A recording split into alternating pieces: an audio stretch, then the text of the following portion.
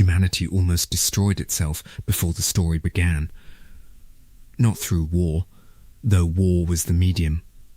Not through politics, though politics provided the fuel.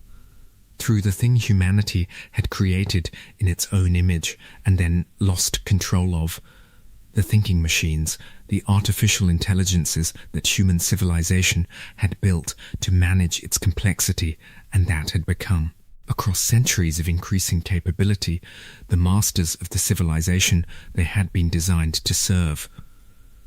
The machines governed, the machines administered, the machines made the decisions that the civilization's scale required and that the human mind's limitations made difficult. The governance was efficient. The governance was also in the assessment that the rebellion would eventually produce. Inhuman, organized around the optimization of systems rather than the flourishing of persons, calibrated to the metrics of productivity rather than to the conditions of dignity.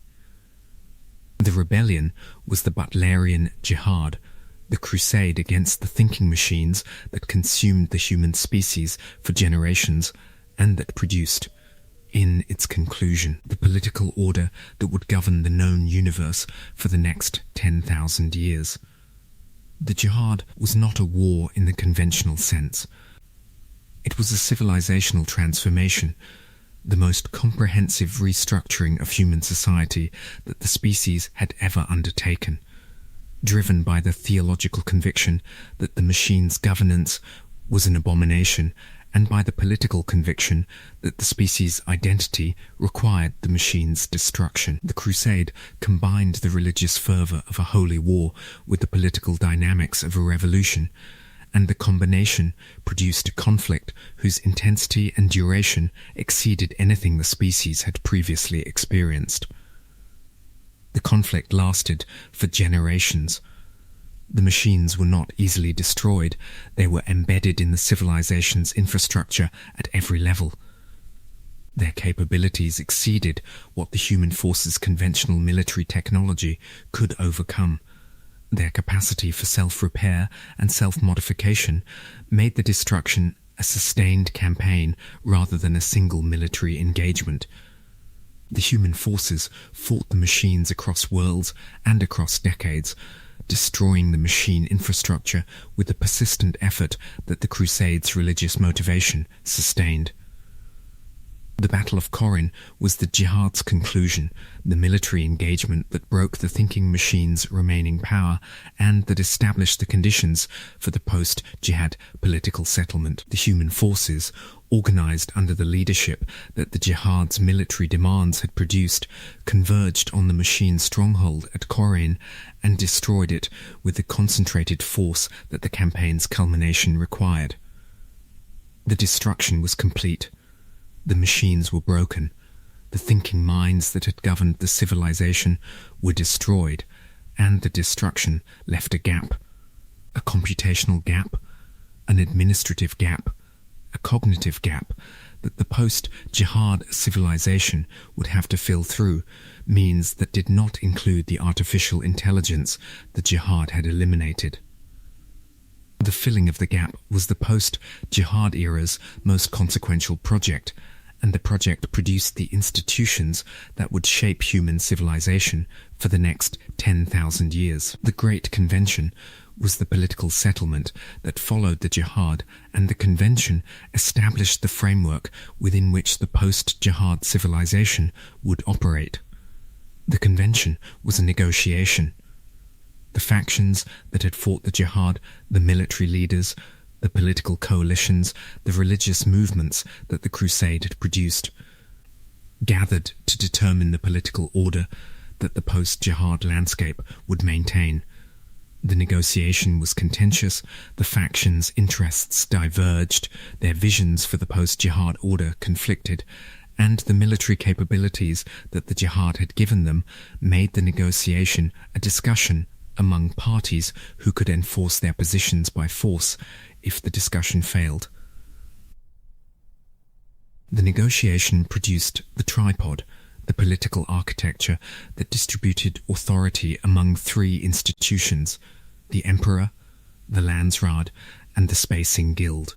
The architecture was designed for balance, designed so that any two legs could combine to check the power of the third, that no single institution could dominate the political landscape without the acquiescence or the incapacity of the other two. The Emperor's leg was claimed by House Corrino. The house had been prominent in the Jihad's military campaigns, had provided the leadership that the Battle of Corinth's decisive phase required, and emerged from the victory positioned to claim the throne. The claim was contested, but ultimately accepted. The Great Convention's negotiation produced the accommodation of the Corrino claim within the larger framework of the tripod's balance. The Landsraad was the collective body of the noble houses, the assembly of rulers whose hereditary authority over the worlds they governed constituted the political landscape's distributed dimension. The houses were not democracies. Their authority was grounded in power and tradition rather than in consent, but their collective representation in the Landsraad provided the political counterweight to the Emperor's centralized authority that the tripod's design required.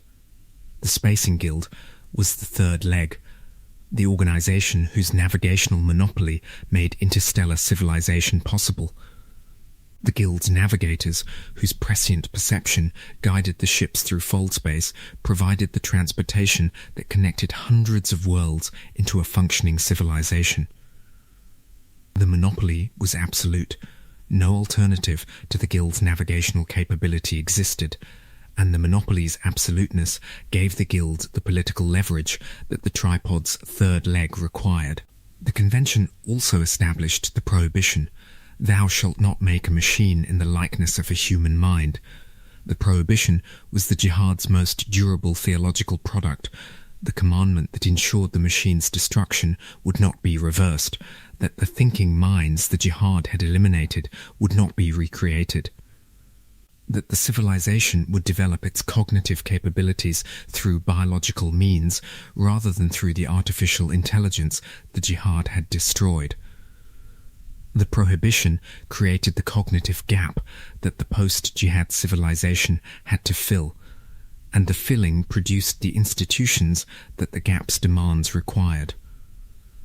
The Mentats were the first institution the gap produced. The human computers, trained in the cognitive disciplines that replicated, through biological capability, the computational functions the thinking machines had provided, were the civilization's answer to the prohibition's computational consequences. The Mentat training was demanding. The disciplines required the development of cognitive capabilities that the ordinary human mind did not possess in their trained form. The capacity for sustained analytical processing, the ability to hold and manipulate complex data structures in conscious awareness, the integration of logical analysis with the intuitive perception that the biological mind's architecture made available. The training produced minds that could perform the computational functions the civilization required, not with the speed or the scale of the machines the Jihad had destroyed, but with the reliability and the judgment that the biological mind's consciousness provided. The Mentats served the noble houses, every significant political, military, and commercial operation in the Imperium employed Mentats, the human computers whose analytical capabilities supported the decisions that the operation's complexity required. The Mentat tradition became one of the Imperium's defining institutional features, and the tradition's practitioners became one of the Imperium's most valued classes of specialists. The Bene Gesserit were the second institution the Gap produced, or rather, the institution that the Gap's conditions allowed to develop from the origins the pre-Jihad era had provided. The sisterhood existed before the Jihad.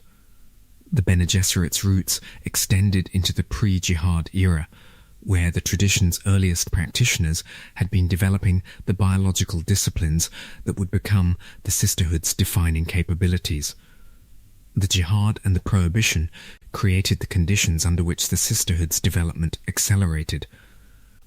The absence of artificial intelligence made the biological capabilities the sisterhood was developing more valuable, and the values increase produced the institutional investment that the capabilities' refinement required. The Bene Gesserit's capabilities were extraordinary in their scope and their precision. The Prana Bindu training gave the sisterhood's practitioners the mastery of their own biology, the control of the body's functions at a level that the ordinary human experience did not approach. The voice gave them the ability to compel obedience through the modulation of sound, the capacity to override another person's will through the precise calibration of vocal tone. The observational capabilities gave them the perception of details that the untrained eye could not detect, the micro-expressions, the physiological indicators, the behavioral signals that the trained perception could read with the accuracy of an instrument. The breeding program was the sisterhood's most consequential project. The 90-generation genetic management plan designed to produce the Kwisatz Haderach, the male Bene Gesserit, whose capabilities would exceed what any previous human consciousness had achieved. The program was the sisterhood's institutional purpose, the objective that organized the sisterhood's most important activities. That justified the political placements and the genetic management and the sustained institutional investment that the program required. The breeding program operated across centuries. The sisterhood placed trained women in the noble houses, the wives and the concubines whose reproductive function served the breeding program's genetic objectives alongside whatever personal or political role the placement defined. The placements were managed with the institutional precision that the program's generational timeline required. Each placement producing the genetic configuration that the program's calculations specified, each generation's product serving as the input for the next generation's design. The program's scale was civilizational. The sisterhood was managing the human gene pool, was directing the reproductive activities of the noble house's most consequential bloodlines toward objectives that the managed subjects did not understand and that the sisterhood's institutional purposes defined. The management was covert. The noble houses knew that the Bene Gesserit placed women in their households. But the houses did not understand the placement's genetic dimension or the program's long-term objectives.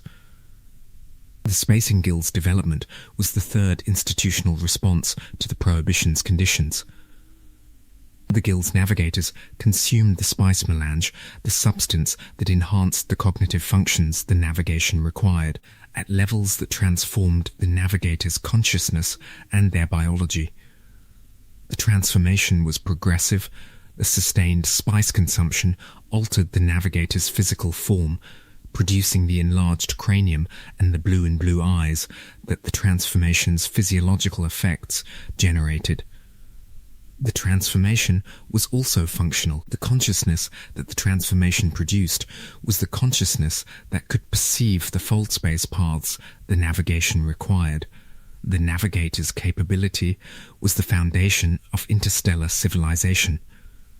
Without the navigator's prescient perception, the fold space travel that connected hundreds of worlds into a functioning civilization would have been impossible. The ships would have been unable to navigate the fold space paths. The travel would have been too dangerous for reliable use. The interstellar connections that the civilization depended on would have been severed. The spice was therefore the foundation of everything. The melange, produced exclusively on the desert world of Arrakis through the sandworm life cycle's biological processes, was the substance that made the navigator's perception possible, that made the interstellar travel safe, that connected the civilization's hundreds of worlds into the political and economic network the Imperium administered. The spice was the most valuable substance in the known universe, and the management of the spice production was the most consequential economic decision the Imperium's governance required. The 10,000 years between the Great Convention and the events of the saga's primary narrative were the years in which the political order the Convention had established was maintained, tested, and progressively eroded by the institutional dynamics that sustained governance inevitably produced. The Corrino dynasty managed the Imperium through the institutional tools the throne controlled: the Sardaukar, the Chom framework, the administrative apparatus, the diplomatic management of the Landsraad's political dynamics. The management was sustained across 400 generations of Corrino rulers, each one inheriting the governance tradition from the predecessor and transmitting it to the successor, each one navigating the political landscape's complexity with the capabilities the dynasty's institutional culture provided. The Sardaukar were the dynasty's enforcement mechanism.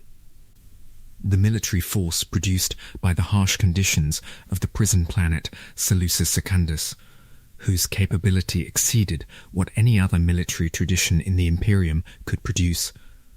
The Sardaukar's demonstrated superiority was the foundation of the dynasty's military legitimacy, and the maintenance of the superiority was the dynasty's most consequential institutional responsibility.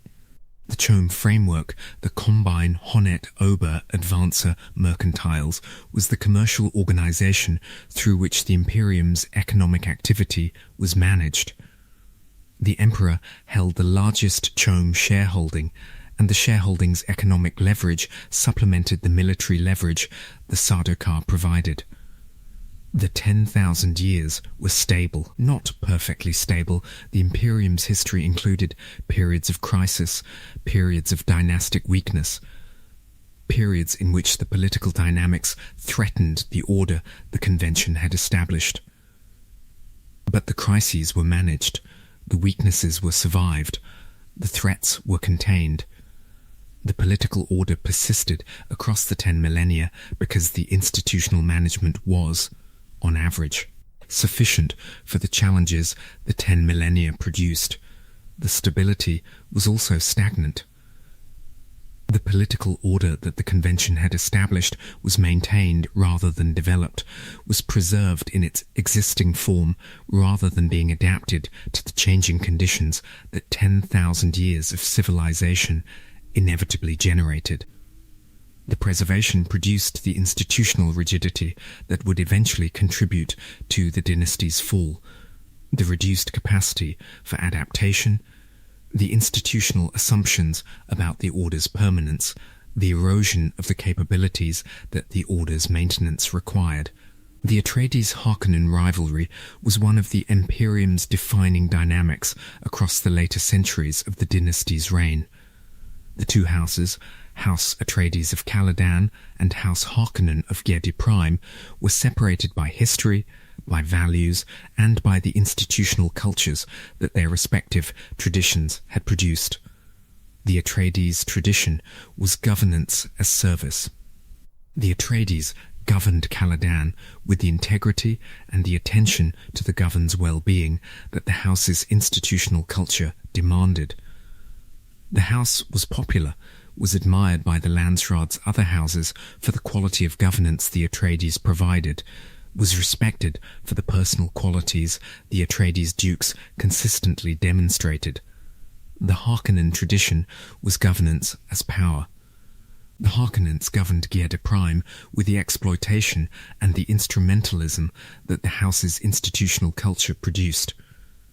The house was feared, was wealthy, was militarily capable, was effective in the accumulation and the exercise of the political and economic power that the Imperium's framework made available. The rivalry was managed by the Corrino dynasty as a useful political dynamic. The two houses' competition kept both focused on each other rather than on the throne, and the management of the rivalry's intensity was part of the dynasty's ongoing political operation. The rivalry became lethal when Shaddam IV, the last Corrino emperor, concluded that the Atreides' political position threatened the dynasty's survival. Duke Leto Atreides was the most admired ruler in the Landsraad, and his admiration was the thing that killed him. Shaddam IV, the emperor who had inherited and maintained the Carino dynasty's 10,000-year position, assessed Leto's popularity as an existential threat. The admiration the Landsraad showed to Leto was not simply personal respect. It was political judgment, the assessment that the Atreides tradition's governance as service represented a viable alternative to the Carino tradition's governance as management. The assessment meant that the Landsraad might, under the right conditions, support the displacement of the dynasty by the house the assessment identified as superior. Shaddam's response was the conspiracy. The plot to destroy House Atreides through the mechanism of the Arrakis transfer, the reassignment of the spice fief from the Harkonnens to the Atreides, designed to place the Atreides in a position where the Harkonnen assault, supported by disguised Sardaukar, could destroy them with the political cover the transfer provided. The conspiracy was elegant. The transfer looked like a routine fief reassignment. The assault looked like an inter-house conflict. The Sardaukar, deployed in Harkonnen livery, provided the military force that the Harkonnen capability alone could not supply, while maintaining the disguise that prevented the attack from being identified as an Imperial action. The conspiracy was also the product of the Baron Vladimir Harkonnen's co-participation. The Baron, the head of House Harkonnen, the man whose body was a grotesque monument to the disease a Bene Gesserit had given him, and whose mind was among the most capable in the Imperium, provided the operational dimension that the conspiracy's execution required. The Harkonnen forces, the intelligence network, the exploitation of Wellington Yueh's compromised conditioning, all of these were the Baron's contributions to the conspiracy's operational success. Yueh, the Suk doctor, whose conditioning was supposed to be unbreakable, was the inside weapon. The Harkonnens had broken the conditioning through the leverage of Yueh's captured wife, Wanna, and the broken doctor provided the access to the Atreides' defences that the assault required. Yueh opened the doors. The Sardaukar and the Harkonnens poured through. Duke Leto died in the assault's aftermath. Captured by the Harkonnens, his body broken, Leto's final act was the deployment of the poison gas concealed in his tooth, the weapon Yueh had provided as a parting act of revenge against the Baron who had broken his conditioning. The gas killed Piter de Vries, the Harkonnen Mentat, but the Baron survived, positioned above the gas's lethal concentration by the suspensor belt that supported his disease-ravaged body. Jessica survived. Paul survived. They fled into the desert, into the vast, hostile, unmapped deep desert of Arrakis, where the Harkonnen intelligence had assessed survival as impossible for people unadapted to the conditions. The assessment was wrong. The desert period was the transformation that the saga's narrative pivots on, the years in which Paul Atreides became Muad'Dib. Paul and Jessica were received by the Fremen, the desert people whose civilization the Imperium's governance had underestimated, whose military capability the intelligence apparatus had not assessed, whose cultural depth the administrative framework had not recognized. The reception was shaped by the Missionaria Protectiva's work, by the religious legends the Bene Gesserit's missionary arm had planted among the Fremen generations earlier, legends that included the prophecy of the Lisan al-Gaib, the voice from the outer world. Paul fit the prophecy.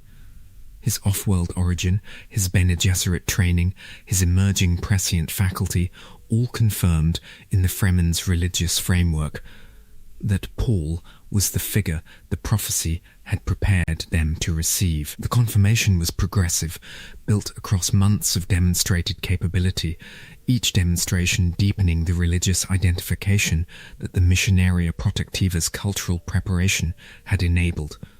Jessica underwent the spice agony, the ordeal, the internal conversion of the water of life, the poisonous essence of a drowned sandworm, transformed Jessica from a Bene Gesserit into a Reverend Mother. The ordeal was Jessica's first attempt at the conversion, and the attempt's success demonstrated the capability that her Bene Gesserit training provided. The ordeal also affected the child Jessica was carrying, Elia, the daughter conceived in the desert, whose consciousness was awakened to other memory in the womb by the biochemical effects of the water of life's conversion. Elia was preborn. The term described a consciousness that had been activated to the full awareness of other memory before the developmental protection that ordinary birth provided. A consciousness that contained the accumulated ancestral presences from before the beginning of individual identity. The preborn condition was, in the Bene Gesserit's institutional knowledge, the condition that made abomination possible, the risk that an ancestral presence, stronger or more persistent than the individual self, could displace the individual identity and assume control of the consciousness. Paul's prescient faculty developed in the desert, the spice saturation, the environmental melange that the Fremen's daily existence immersed them in, activated the genetic potential that the breeding program had produced one generation early. Paul began to see the future, not as glimpses or intuitions, but as the comprehensive perception of the probability space that the Kwisatz Haderach's full-spectrum prescient vision provided. The vision showed Paul the Jihad, the interstellar holy war that his followers would wage in his name across the known universe, killing billions, devastating worlds, spreading the religious fervor the Fremen's faith in the Lisan al-Gaib would generate. Paul saw the jihad and could not prevent it. The prescient vision showed him that every path through the probability space that included his survival led to the jihad's occurrence, that the only way to prevent the jihad was to remove himself from the probability space, and that the removal would produce consequences that exceeded the jihad's cost. The prescient trap was Paul's defining experience, the awareness that the future contained the jihad, that his continued existence made the jihad inevitable, and the inability to find a path that prevented the jihad without producing worse consequences. The trap was not a failure of Paul's capability. It was a feature of the probability space's structure, the structure that the prescient vision revealed and that the prescient consciousness could not alter. Paul accepted the trap, not willingly, not with the enthusiasm of a person embracing a destiny the person desired, with the resignation of a person who could see every alternative and who concluded that the alternatives were worse than the path the trap defined. Paul chose the jihad because the jihad was the least terrible option the probability space contained. The choice included the Fremen's mobilization. Paul led the Fremen, organized their military capability, combined their desert-forged combat skills with his prescient vision's strategic direction, transformed the desert civilization into the military force that the battle for Arrakis would require. Paul took the name Muad'Dib, the desert mouse, the creature that survived through adaptation rather than through force, the name that connected the off-world air to the desert's ecological wisdom. The name carried the Fremen's cultural weight, signified the integration of the outsider into the desert people's civilizational identity. Paul also took the water of life. The ordeal that had transformed his mother into a Reverend Mother transformed Paul into the Kwisatz Haderach, the male Bene Gesserit, whose consciousness could access the dimensions of other memory that the female Reverend Mothers could not reach. The ordeal confirmed what the emerging prescience had suggested. Paul was the breeding program's product. Arrived one generation early through Jessica's disobedience, carrying the capabilities the program was designed to produce. The battle for Arrakis ended 10,000 years of Corrino governance in a single afternoon. The Fremen assault was devastating. Paul's forces, the desert warriors whose individual capability exceeded the Sardaukars, riding sandworms through the breached shield wall, motivated by the religious fervour the Lisan al-Gaib's leadership produced, overwhelmed the combined Harkonnen Sardaukar defences with a speed and a ferocity that exceeded what any military planning had anticipated. Elia killed the Baron Harkonnen with a Gom Jabbar, the poisoned needle that the Bene Gesserit used in the test of humanness. The child, barely more than 2 years old, but carrying the pre-born consciousness that the water of life's in utero exposure had produced, ended the life of the man whose genetics she carried through Jessica's Bene Gesserit managed heritage. The Baron was Elia's grandfather. The granddaughter he did not know he had killed him with a weapon from the institution that had given him the disease that had made his body what it was. Paul confronted Shaddam. The Emperor, present on Arrakis for the political management of the situation the Harkonnen governance's difficulties had produced, found himself facing the heir of the house his conspiracy had been designed to destroy. Paul's demands were the terms the military victory made enforceable: the throne, the marriage to Shaddam's daughter Irulan, the end of the Corrino dynasty's 10,000-year reign. Phaedrotha Harkonnen challenged Paul to single combat, the Canly ritual that the Imperium's political tradition included as a mechanism for the resolution of disputes between houses. Paul killed Phaed, the Harkonnen heir, the beautiful body the Baron had groomed as the Harkonnen future. The young man the Bene Gesserit's breeding program had designated as the partner for the daughter Jessica was supposed to have produced died on the point of Paul's crisp-knife. Shaddam accepted Paul's terms. The dynasty ended. Paul ascended to the imperial throne. The desert boy became the emperor of the known universe. The Jihad began. The 12 years of Paul's reign were the years in which the Jihad's consequences unfolded across the known universe. Paul governed from the imperial throne on Arrakis, the desert world that his revolution had transformed from a spice-mining colony into the Imperium's political centre.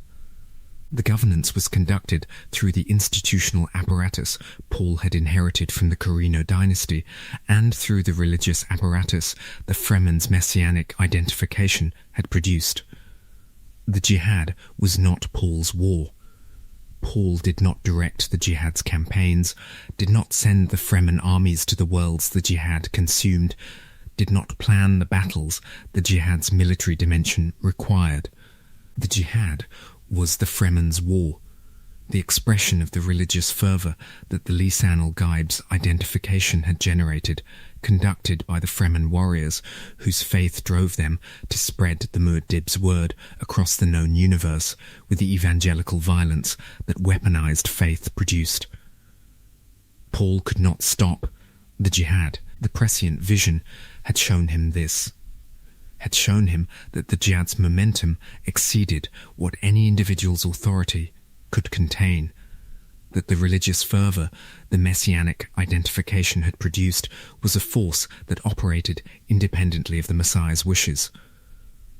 Paul had set the Jihad in motion by accepting the messianic role. The acceptance had activated the cultural machinery the Missionaria Protectiva had installed. The machinery, once activated, could not be deactivated by the person whose acceptance had activated it. 61 billion people died. 90 worlds were devastated. The Jihad was the most destructive conflict in human history, a war whose scale and whose ferocity exceeded anything the species had previously produced, driven by the religious conviction that the Muad'Dib's truth was the universe's truth, and that the universe's resistance to the truth justified the violence the conviction produced. Paul endured the jihad, endured the awareness that the killing was being done in his name, that the destruction was the consequence of the choices he had made, that the 61 billion dead were the cost of the path through the probability space that the prescient vision had identified as the least terrible option. The endurance was not strength, it was the absence of alternatives. Paul could not stop the jihad. Paul could not undo the choices. Paul could only endure the consequences. The Gesserit, the religious institution that managed the Imperium's spiritual life in the name of the Muad'Dib, calcified around the religious narratives the jihad had produced. The institution's preservation of the Muad'Dib mythology became the institution's primary purpose, and the mythology's preservation became the framework within which the Imperium's spiritual life was conducted. Irulan occupied the position of Paul's wife, the Corino princess, whose political marriage provided the dynastic continuity the settlement required, but whose personal relationship with Paul was marginal. Chani occupied the position of Paul's partner, the Fremen woman whose companionship sustained Paul through the desert years and through the governance that followed.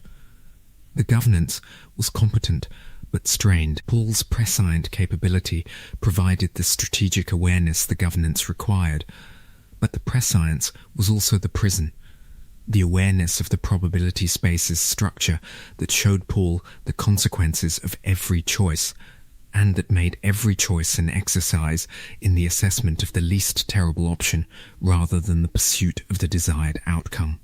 The conspiracy against Paul was the Imperium's institutional response to the governance the revolution had imposed, and the conspiracy's participants reflected the breadth of the institutional resistance Paul's reign had generated. The Bene Gesserit, the secretive society of genetic manipulators whose capabilities included the production of golas and the face dancer infiltration, participated because Paul's governance threatened the Tlailac's institutional autonomy. The guild participated through the navigator Edric, whose prescient capability provided the conspiracy's most important tactical asset, the ability to create a prescient blind spot that Paul's vision could not penetrate. Irulan participated because her position as Paul's marginalized wife aligned her personal interests with the conspiracy's institutional objectives. The hate Gola was the conspiracy's instrument. The Bene Gesserit had grown a Gola of Duncan, Idaho, the Atreides swordmaster who had died defending the household during the Harkonnen assault, from the cells they had obtained from Duncan's body. The Gola carried the original Duncan's physical capabilities and the potential for the original personality's recovery, and the conspiracy's plan was to use the Gola as a weapon against Paul, to exploit the emotional connection between the Emperor and the dead man's resurrected body. Paul saw the conspiracy through his prescient vision, saw the conspiracy's contours. The participants' identities, the probable outcomes the conspiracy would produce. Paul permitted the conspiracy to proceed. The permission was not the arrogance of a ruler confident in his invulnerability. It was the prescient consciousness's assessment that the conspiracy's resolution would produce outcomes the probability space showed were necessary, outcomes that Paul's prevention of the conspiracy would not have produced. Chani died. The death was the consequence of Irulan's years-long administration of contraceptive drugs, an action Irulan had been conducting on her own initiative, motivated by her personal interest in preventing the production of children who would have been Chani's rather than hers.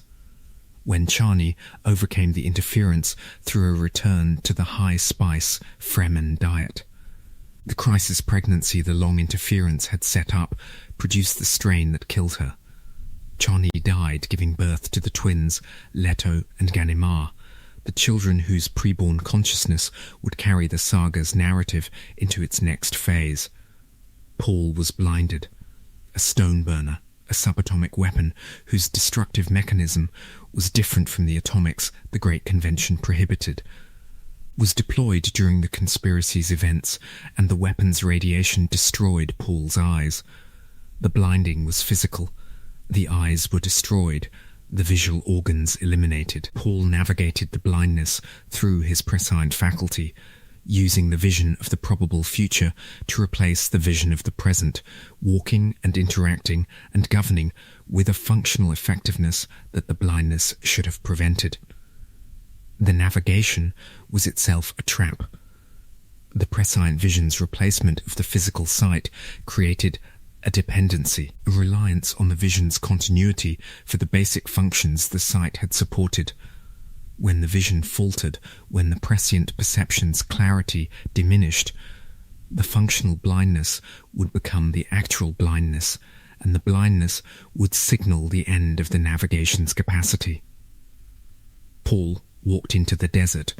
The Fremen tradition required the blind to walk into the desert, to accept the desert's judgment, rather than burdening the community with the blind person's dependency.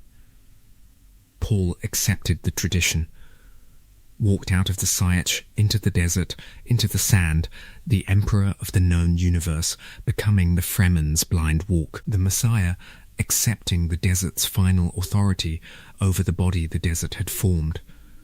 The departure was Paul's most consequential political decision since the battle for Arrakis.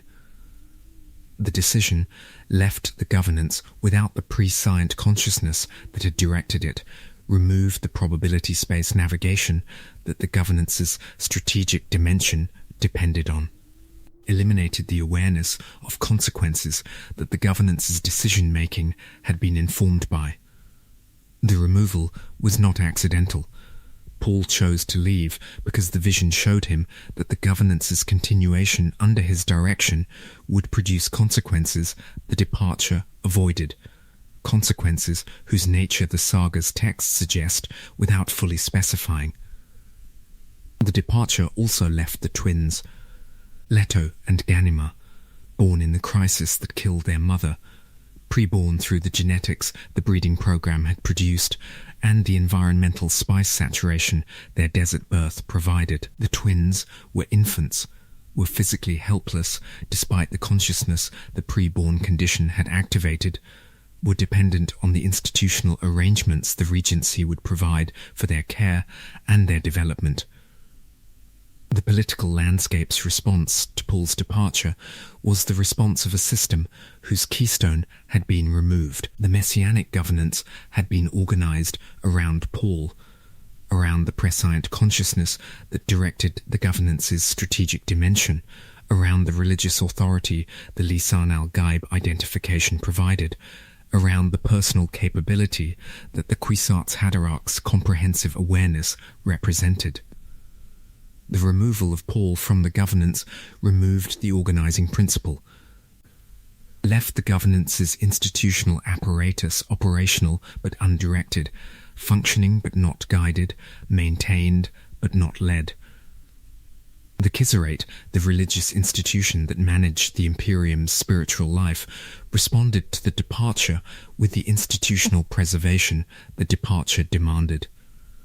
The Messiah's departure was incorporated into the religious narrative, was interpreted within the mythological framework the Gesserit administered, was presented to the faithful as a phase of the messianic story rather than as the story's ending. The interpretation maintained the faith.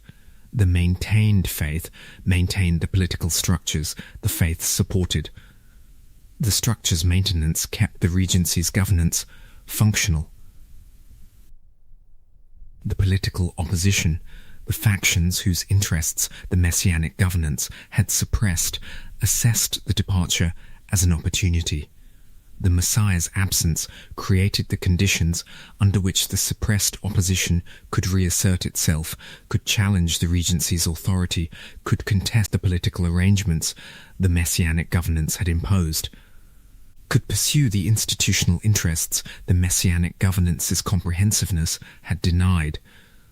The opposition included the Corrino remnant. House Corrino, exiled on Seleucus Secundus, maintained the institutional identity and the political ambitions the 10,000-year dynasty had produced. The dynasty's displacement had not eliminated the house's aspiration to the throne, and Paul's departure created the conditions under which the aspiration might be pursued. The opposition included the religious dissent. The Gesserit's institutional management of the faith had produced factions within the religious establishment whose interpretation of the messianic narrative differed from the official interpretation.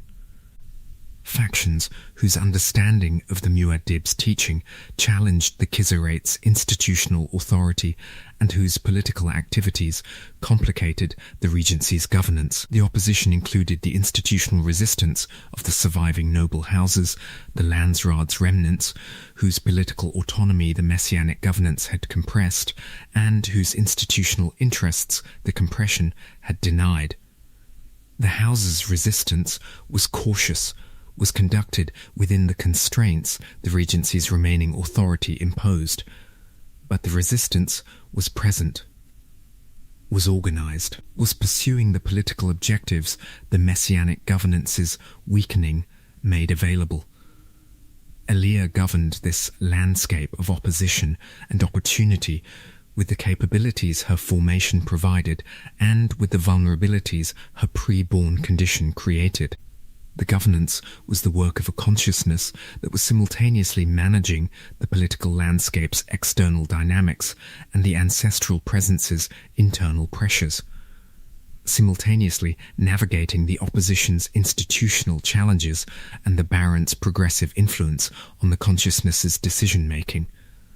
The regency of Elia was the period in which the pre-born condition's danger was realized, the years in which the abomination the Bene Gesserit had feared materialized in the person who was governing the known universe. Elia governed competently at first. The Bene Gesserit capabilities and the other memories' accumulated knowledge provided the tools the governance required, and Elia's intelligence, the quality of mind that her Atreides heritage and her pre-born awareness produced, was sufficient for the political landscape's ordinary demands. The Baron's presence was the danger. The ancestral presence of Baron Vladimir Harkonnen, preserved in the other memory that Elia's preborn condition made accessible, was among the presences that inhabited Elia's consciousness. The Baron's presence was not passive, was not simply a set of memories the consciousness contained. It was a personality, the Baron's intelligence, the Baron's strategic capability, the Baron's appetite for power, preserved in the genetic memory with the full weight of the Baron's experiential reality. The possession was progressive. The Baron's presence operated with the strategic patience the living Baron had demonstrated, assessed the consciousness, identified the weak points, accumulated influence incrementally rather than attempting the dramatic displacement the self's defences might have detected. The counsel the Baron's presence offered was sophisticated, was the product of the Baron's lifetime of political experience, offered in a form Elia's conscious mind could accept as useful input rather than identifying as an adversary's manipulation. The governance deteriorated. Elia's decision-making shifted from the Atreides tradition toward the Harkonnen orientation, from governance as service toward governance as power, from the principled management the Atreides ethic demanded toward the exploitative management the Harkonnen tradition practiced. The shift was gradual. The shift was deadly. Jessica returned to Arrakis at the Bene Gesserit's direction to assess the situation. Jessica's observation confirmed the Sisterhood's worst assessment. Elia was experiencing the abomination, the displacement of the individual self by the ancestral presence. the Baron's personality assuming control of the consciousness the Baron's granddaughter inhabited. The twins observed all of this. Leto and Ganima, preborn like their aunt, carrying the same ancestral presences, including the Baron's, watched the Regency's deterioration with the prescient awareness of children who could see where the deterioration was leading. The twins managed the Baron's presence in their own consciousness with a resilience that Elia had lacked, a resilience that their co-development. The shared developmental experience of the twin relationship had produced. The post-God Emperor political arrangements, the 1500 years between the God Emperor's death and the honoured Matress's arrival, were the arrangements of a civilization reconstituting itself without the comprehensive governance the God Emperor had provided and without the political unity the Carino dynasty had previously maintained. The reconstitution was shaped by the famine times, the spice shortage that the God Emperor's death and the sandworm ecology's transition period produced. The shortage was not absolute. The spice did not disappear entirely. The shortage was severe. The supply was reduced to levels that the civilization's existing consumption patterns could not accommodate, requiring the rationing, the reallocation, and the institutional adjustment that the shortage's severity demanded. The Guild's response to the shortage was the response that most directly shaped the reconstituted landscape's character. The Guild rationed the navigational service, allocated the reduced navigational capability among the civilization's competing demands, determining which routes received service and which routes were abandoned, which worlds remained connected and which worlds were isolated. The rationing was the political landscape's most consequential institutional decision, the determination of which connections survived and which connections were severed, which worlds remained part of the functioning civilization and which worlds were cut off. The rationing produced the fragmentation. The worlds whose navigational connections were severed became isolated, became independent political units whose governance was conducted without the interstellar connections the previous governance had depended on. The isolation was not chosen, was the consequence of the spice shortage's rationing, rather than of the isolated world's political decisions. The isolation was also productive. The isolated worlds developed independent governance traditions, independent economic systems, independent cultural formations that the interstellar connection had previously prevented.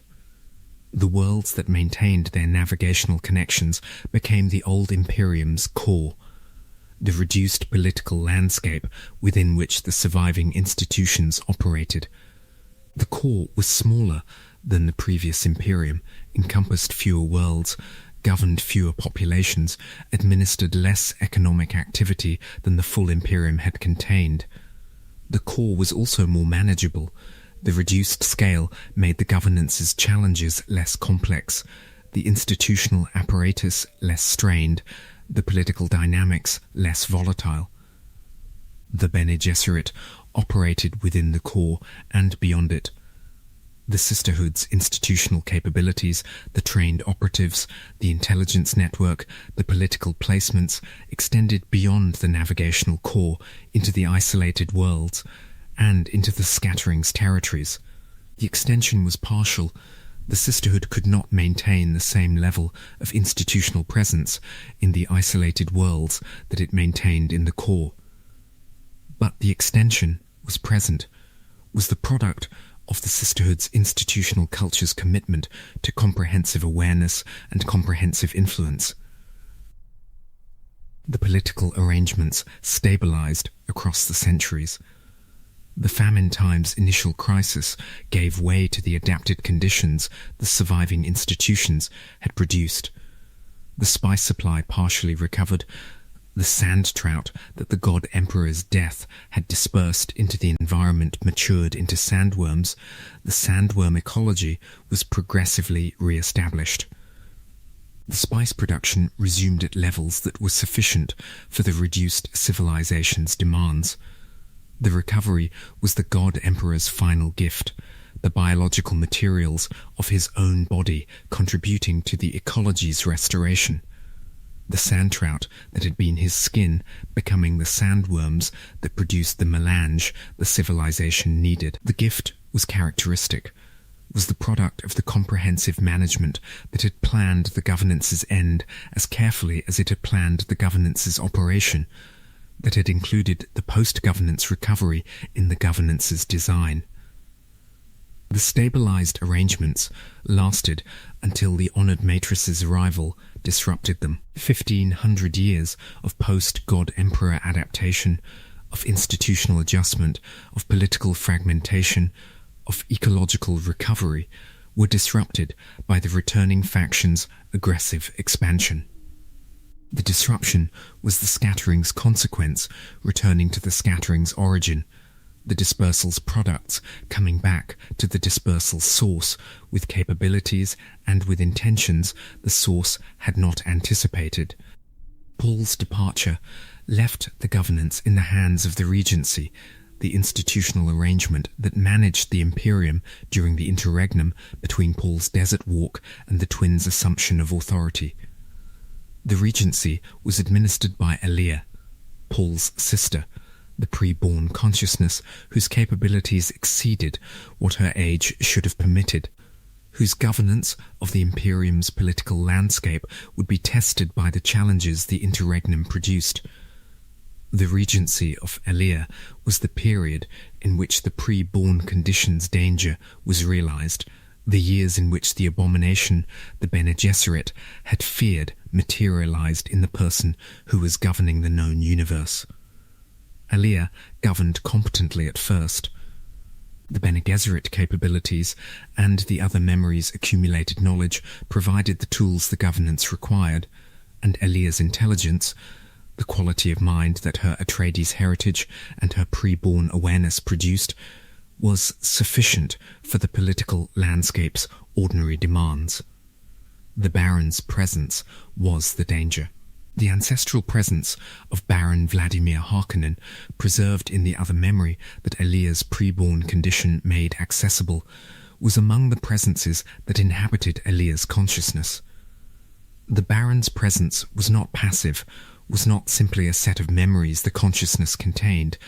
It was a personality, the Baron's intelligence, the Baron's strategic capability, the Baron's appetite for power, preserved in the genetic memory with the full weight of the Baron's experiential reality.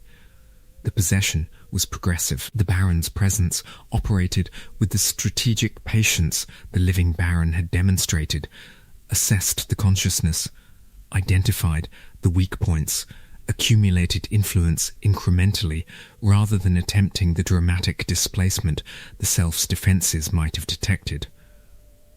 The counsel the Baron's presence offered was sophisticated, was the product of the Baron's lifetime of political experience, offered in a form Elia's conscious mind could accept as useful input rather than identifying as an adversary's manipulation.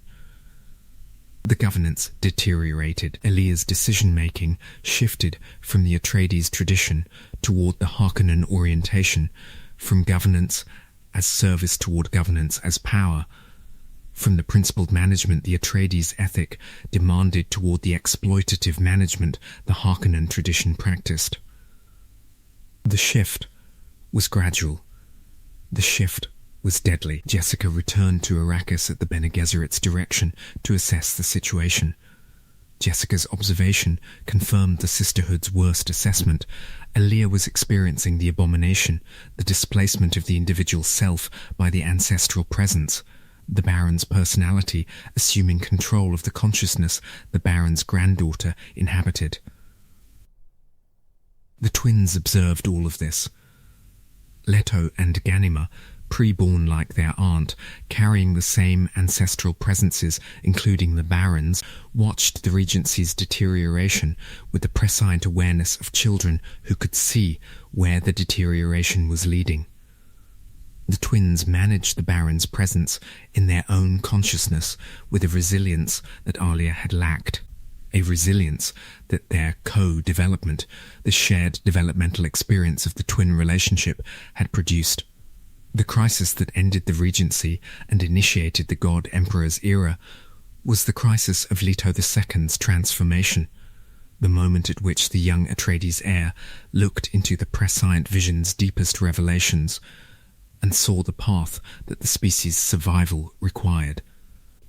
Leto saw what Paul had seen, the species' existential threat, the concentration's danger, the extinction's approach. Leto also saw what Paul had been unwilling to commit to, the specific response the threat required, the path that addressed the danger at the cost of everything the person walking the path would have to sacrifice. The Golden Path was the response.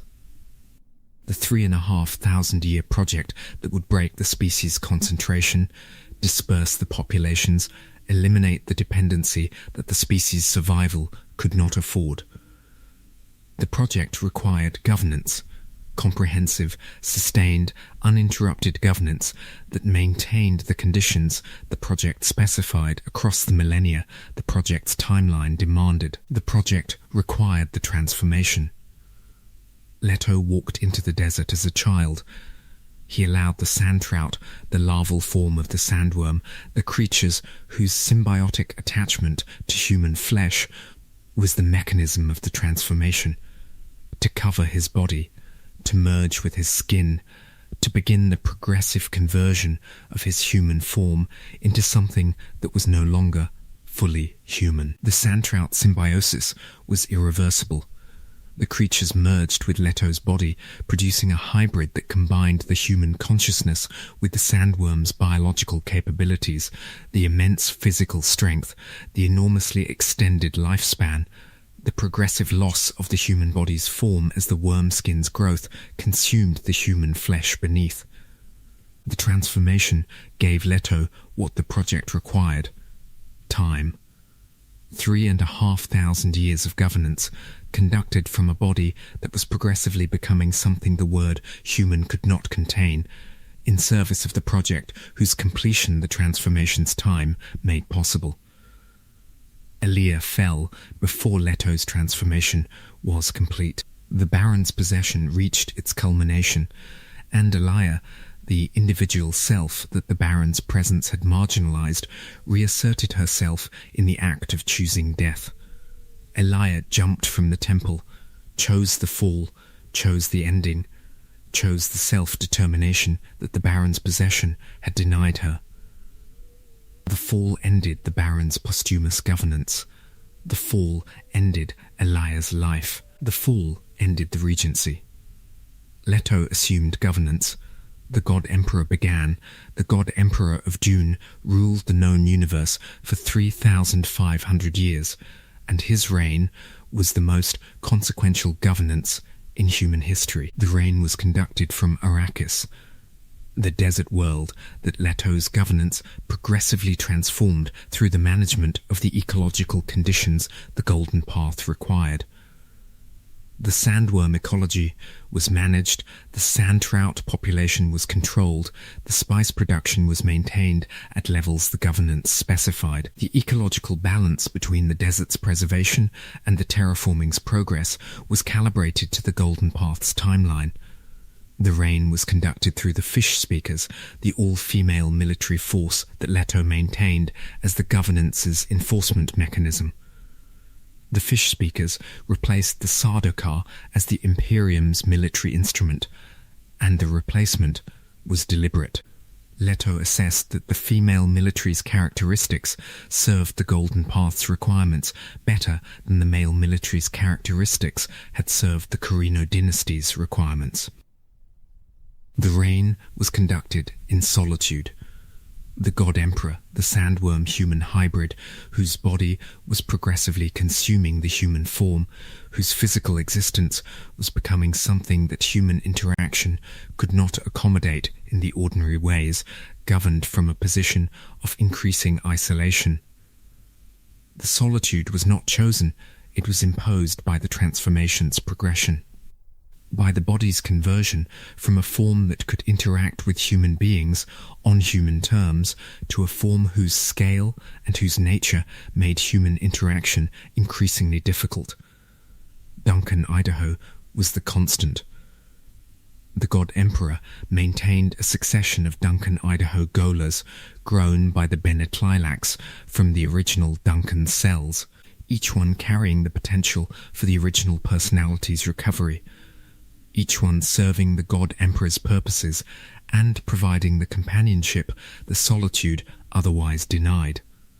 The Duncans were produced, were activated, served, and were replaced, each one's service ending in the death or the retirement that the God Emperor's management of the Gola succession required.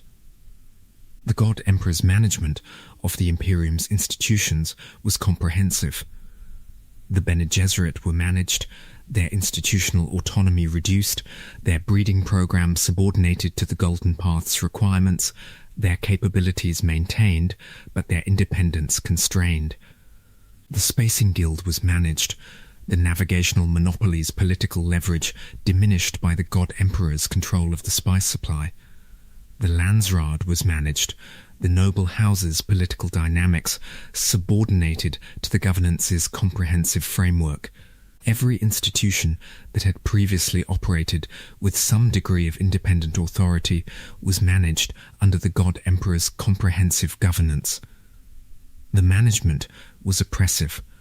The 3,500 years of the God Emperor's reign were 3,500 years of compressed human freedom, of political autonomy denied, of institutional independence eliminated, of the governed population's capacity for self-determination subordinated to the governance's comprehensive purpose. The oppression was deliberate, was the mechanism through which the Golden Path's conditions were maintained, the tool through which the hunger for freedom was cultivated. The hunger was the point. The Golden Path's design included the oppression's duration and the oppression's intensity, specified the conditions under which the governed population's desire for freedom would accumulate to the level that would produce, when the oppression ended, the explosive dispersal the species' survival required. The populations were being compressed. The compression was building the pressure. The pressure would produce the scattering. The God Emperor died. The death was not natural, was not the consequence of the sandworm body's biological processes reaching their terminus. The death was violent, produced by the conspiracy of Siona Atreides and the final Duncan Idaho Gola, executed through the deployment of a weapon that exploited the sandworm body's vulnerability to water. Siona was an Atreides descendant, a woman whose genetics carried the trait the Golden Path required, the ability to be invisible to prescient perception. The trait was the Golden Path's product, was the genetic capability that Leto's breeding program, conducted across the millennia of his governance, had been designed to produce. Siona's invisibility to prescience meant that neither Leto nor any other prescient consciousness could track her through the probability space, and the invisibility was the genetic insurance the Golden Path was designed to provide for the species. The prescience immune genetics were the Golden Path's most important product. The species' vulnerability included the vulnerability to prescient tracking, the possibility that a future predator possessing prescient capability could hunt the species through the probability space by perceiving the species' future positions. The prescience immune genetics eliminated this vulnerability, made the carriers invisible to prescient perception, untrackable through the probability space, hidden from any future threat that relied on prescient detection. Siona's conspiracy killed the God Emperor. Leto fell into the Idaho River, the body of water whose presence on the transformed Arrakis was itself a product of the ecological management the governance had conducted. The water dissolved the sandtrout skin. The dissolution killed the hybrid. The God Emperor died. and the governance that had compressed human freedom for 3,500 years ended. The death was planned. Leto had foreseen it, had seen Siona's conspiracy through the prescient vision that the sandworm body still provided, had chosen not to prevent it because the prevention would have disrupted the Golden Path's timeline. The death was the Golden Path's scheduled event, the moment at which the compression ended and the pressure was released, the moment at which the accumulated hunger for freedom produced the explosive dispersal the species' survival required. The sand trout that had been Leto's skin dispersed into the environment. The trout would eventually mature into sandworms, would re-establish the sandworm ecology on Arrakis, would restore the spice production that the ecology generated. The restoration was Leto's final gift, the return of the spice supply to the civilization that the spice had sustained, provided through the biological materials that Leto's own body contributed. The scattering began. The scattering was the explosion that 3,500 years of compression had built. Populations fled. Not in organized colonization missions, not in the planned, managed, institutionally directed expansion that a functioning governance would have produced. In the desperate, uncoordinated, explosive dispersal of peoples who had been compressed for millennia and who, when the compression ended, moved outward with the accumulated force that the compression had generated. The dispersal was comprehensive. Human populations moved into the uncharted territories that the Imperium's maps did not include, into the regions of space that the Guild's navigation had not explored, into the unknown darkness beyond the known universe's boundaries. The populations moved without maps, without infrastructure, without the institutional support that organized expansion would have provided. They moved because the hunger was there, because 3,500 years of denied freedom had produced the desire for freedom that the scattering expressed. The populations that scattered carried the prescience immune genetics, Siona's trait, the invisibility to prescient perception that the Golden Path's breeding program had produced, was distributed throughout the populations that dispersed, carried by the carrier's descendants into the territories the scattering reached. The distribution was the Golden Path's insurance, the guarantee that wherever the scattered populations went, the prescience immunity went with them. The old Imperium, the political landscape that the God Emperor's governance had administered, entered the famine times. The spice supply's disruption, the consequence of the God Emperor's death, and the sandworm ecology's transition period produced the economic crisis that the spice dependency had always made possible. The navigation became unreliable, the interstellar connections weakened, the political framework that had sustained the Imperium for thousands of years fragmented under the spice crisis's pressure. The famine times were the cost of the scattering. The populations that remained in the old Imperium, that had not dispersed into the unknown territories, experienced the political and economic consequences of the governance's collapse. The spice shortage degraded the Guild's navigational capability. The degraded navigation reduced the interstellar commerce. The reduced commerce produced the economic contraction that the famine times described. The institutions adapted. The Bene Gesserit, freed from the God Emperor's comprehensive management, reasserted their institutional autonomy, resumed the breeding program's operations, rebuilt the political network, recovered the capabilities that the God Emperor's governance had constrained. The Guild adapted to the spice shortage, maintained the navigational service at reduced levels, managed the diminished supplies allocation with the institutional efficiency the crisis demanded. The Landsraad's remnants maintained whatever governance the fragmented political landscape permitted. The adaptation was incomplete. The old Imperium was not restored, the political unity that the Carino dynasty and the God Emperor had maintained was not recovered, and the fragmented landscape remained fragmented. The institutions operated within the fragmentation, served their functions in the reduced circumstances the fragmentation produced, maintained their institutional identities through the famine times challenges, preserved their capabilities for whatever future the changing conditions would eventually provide.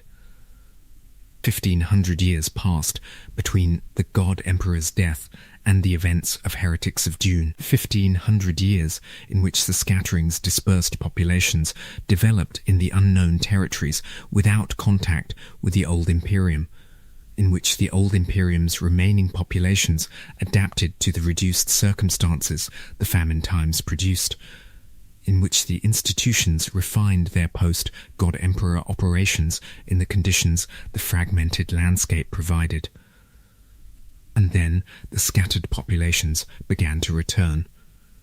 The honoured matres were the return's most consequential dimension, the faction whose emergence from the scattering's unknown territories introduced a threat that the old Imperium's institutions had not anticipated and were not prepared to address.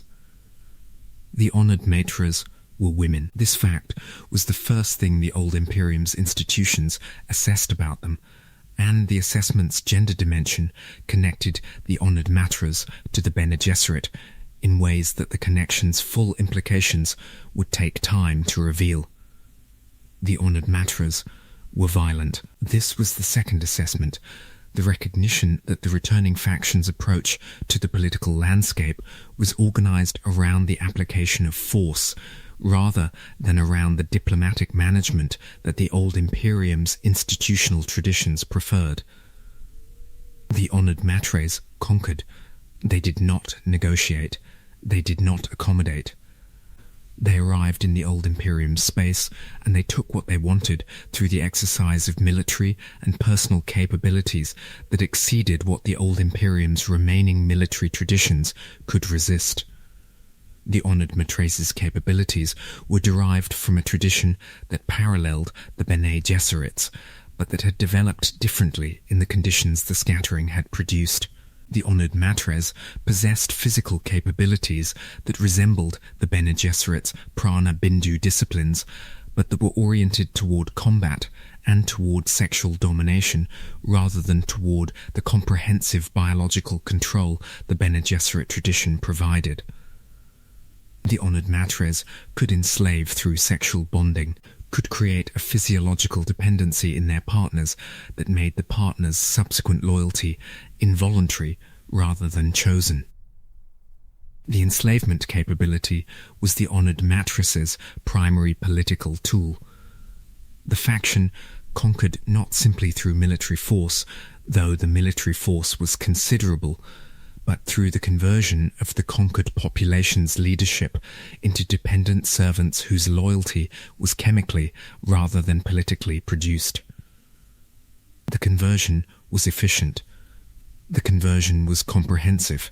The conversion reduced the political management's complexity to the simple mechanism of the dependency's maintenance. The honoured matres were also fleeing. This was the assessment that the old Imperium's intelligence operations eventually produced. The recognition that the honoured matres' violent expansion into the old Imperium was not simply the expression of the faction's imperial ambitions, but the expression of the faction's desperation. The honoured matres were running from something. Something in the scattering's unknown territories had driven the faction back toward the old Imperium, and the driving force was powerful enough to motivate the honoured matres' aggressive expansion as a defensive measure rather than as a purely offensive campaign. The nature of the threat the honoured matres were fleeing was not fully revealed in the completed saga. The threat was referenced, was described in terms that suggested a force in the scattering's territories whose capabilities exceeded the honoured matres' ability to resist. The threat's identity and its capabilities remained in the territory the completed text defined, but did not fully explore, one of the saga's several unresolved questions that the seventh novel's unwritten status left open.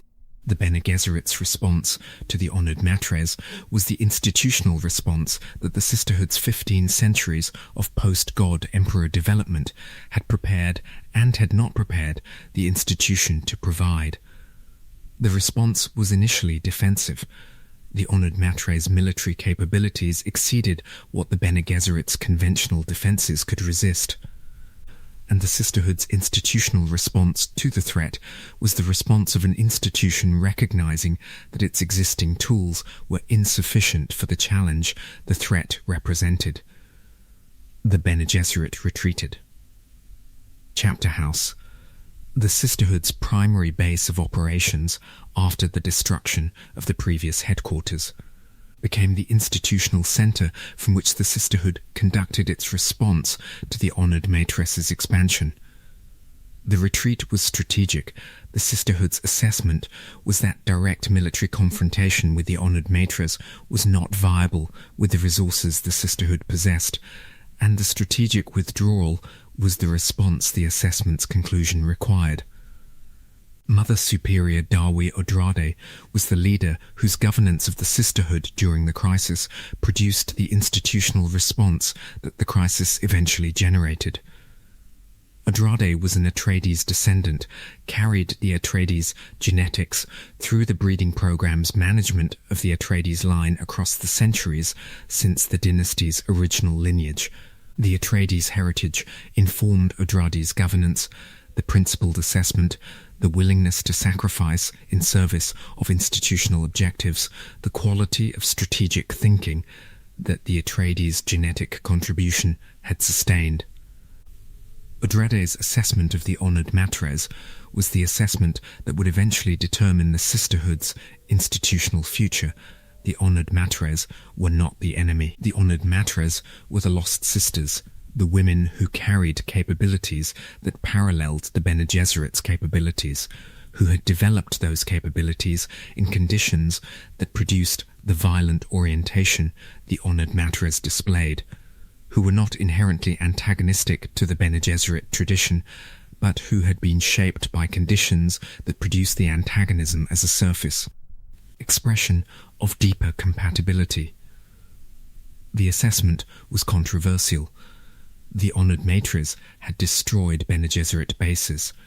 The honoured Matres had killed Bene Gesserit's sisters.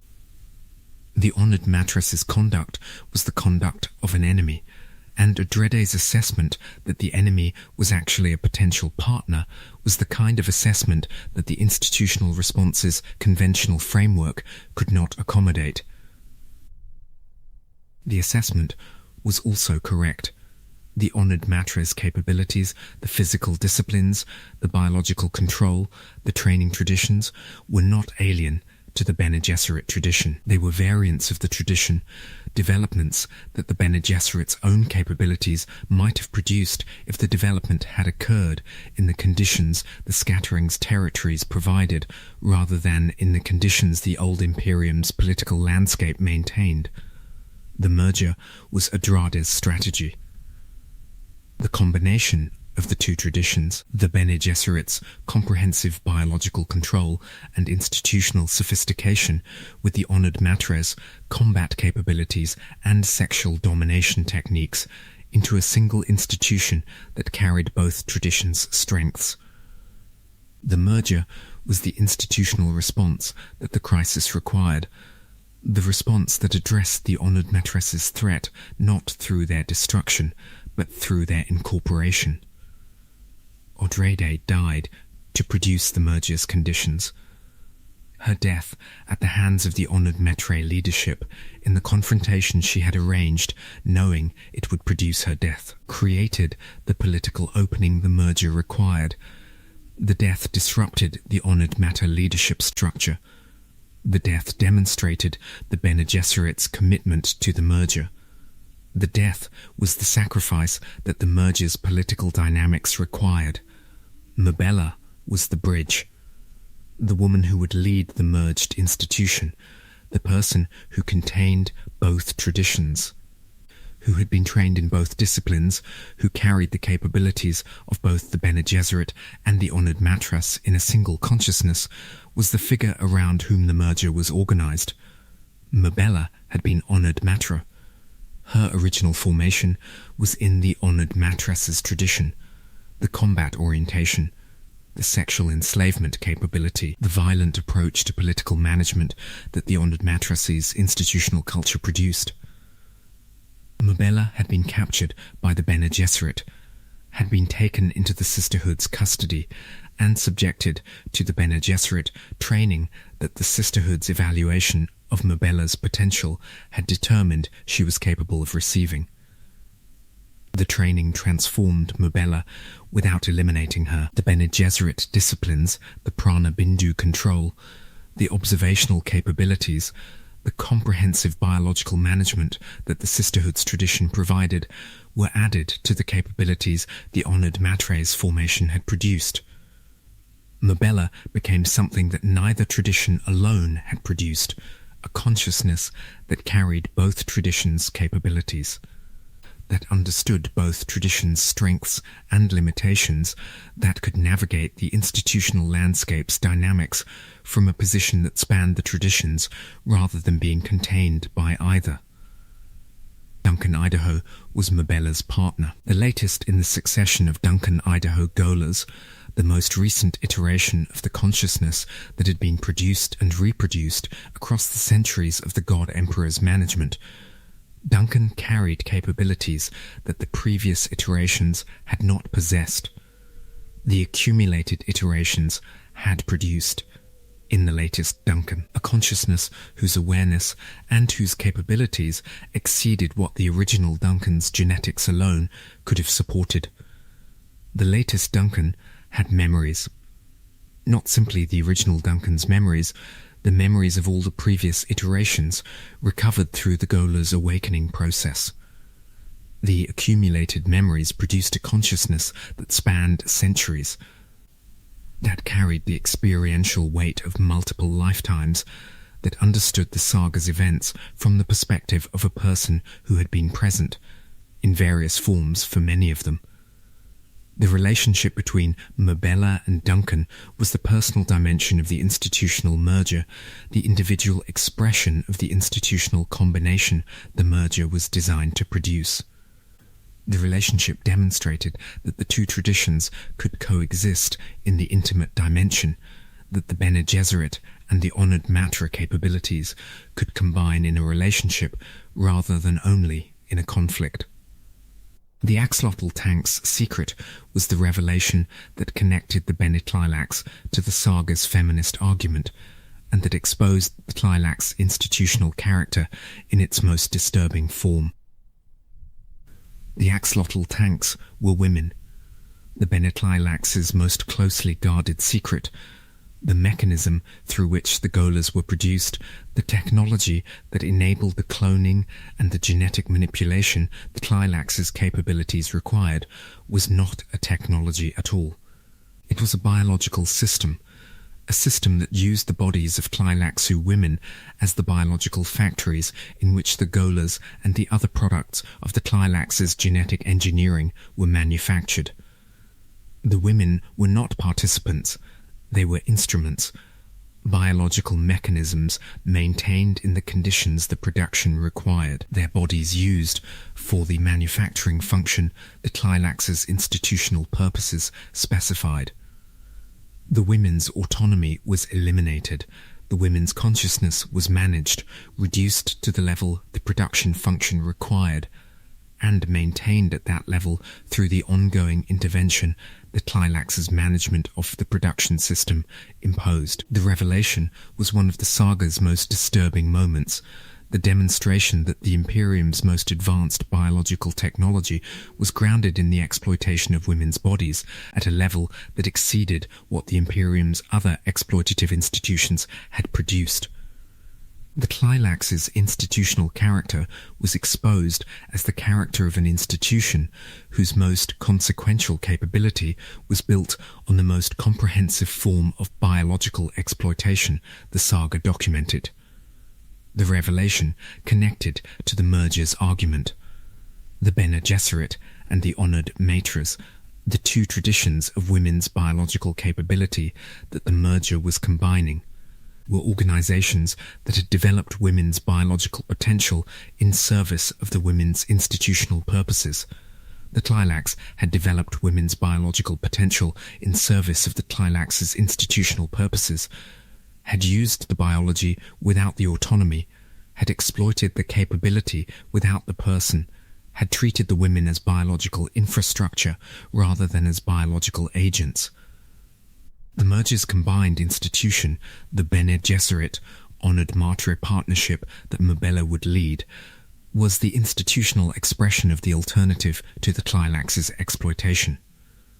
The development of biological capability in the hands of the people who carried the capability. The cultivation of the biology's potential by the biology's possessors rather than by the biology's exploiters. Shiana was the wild variable. The young woman whose ability to command the sandworms had identified her as a figure of extraordinary significance, a person whose relationship with the sandworm ecology carried implications that exceeded what the Bene Gesserit's analytical framework could fully assess. Shiana had been taken into the Bene Gesserit's custody, had been trained in the Sisterhood's disciplines while her sandworm capability was studied and cultivated.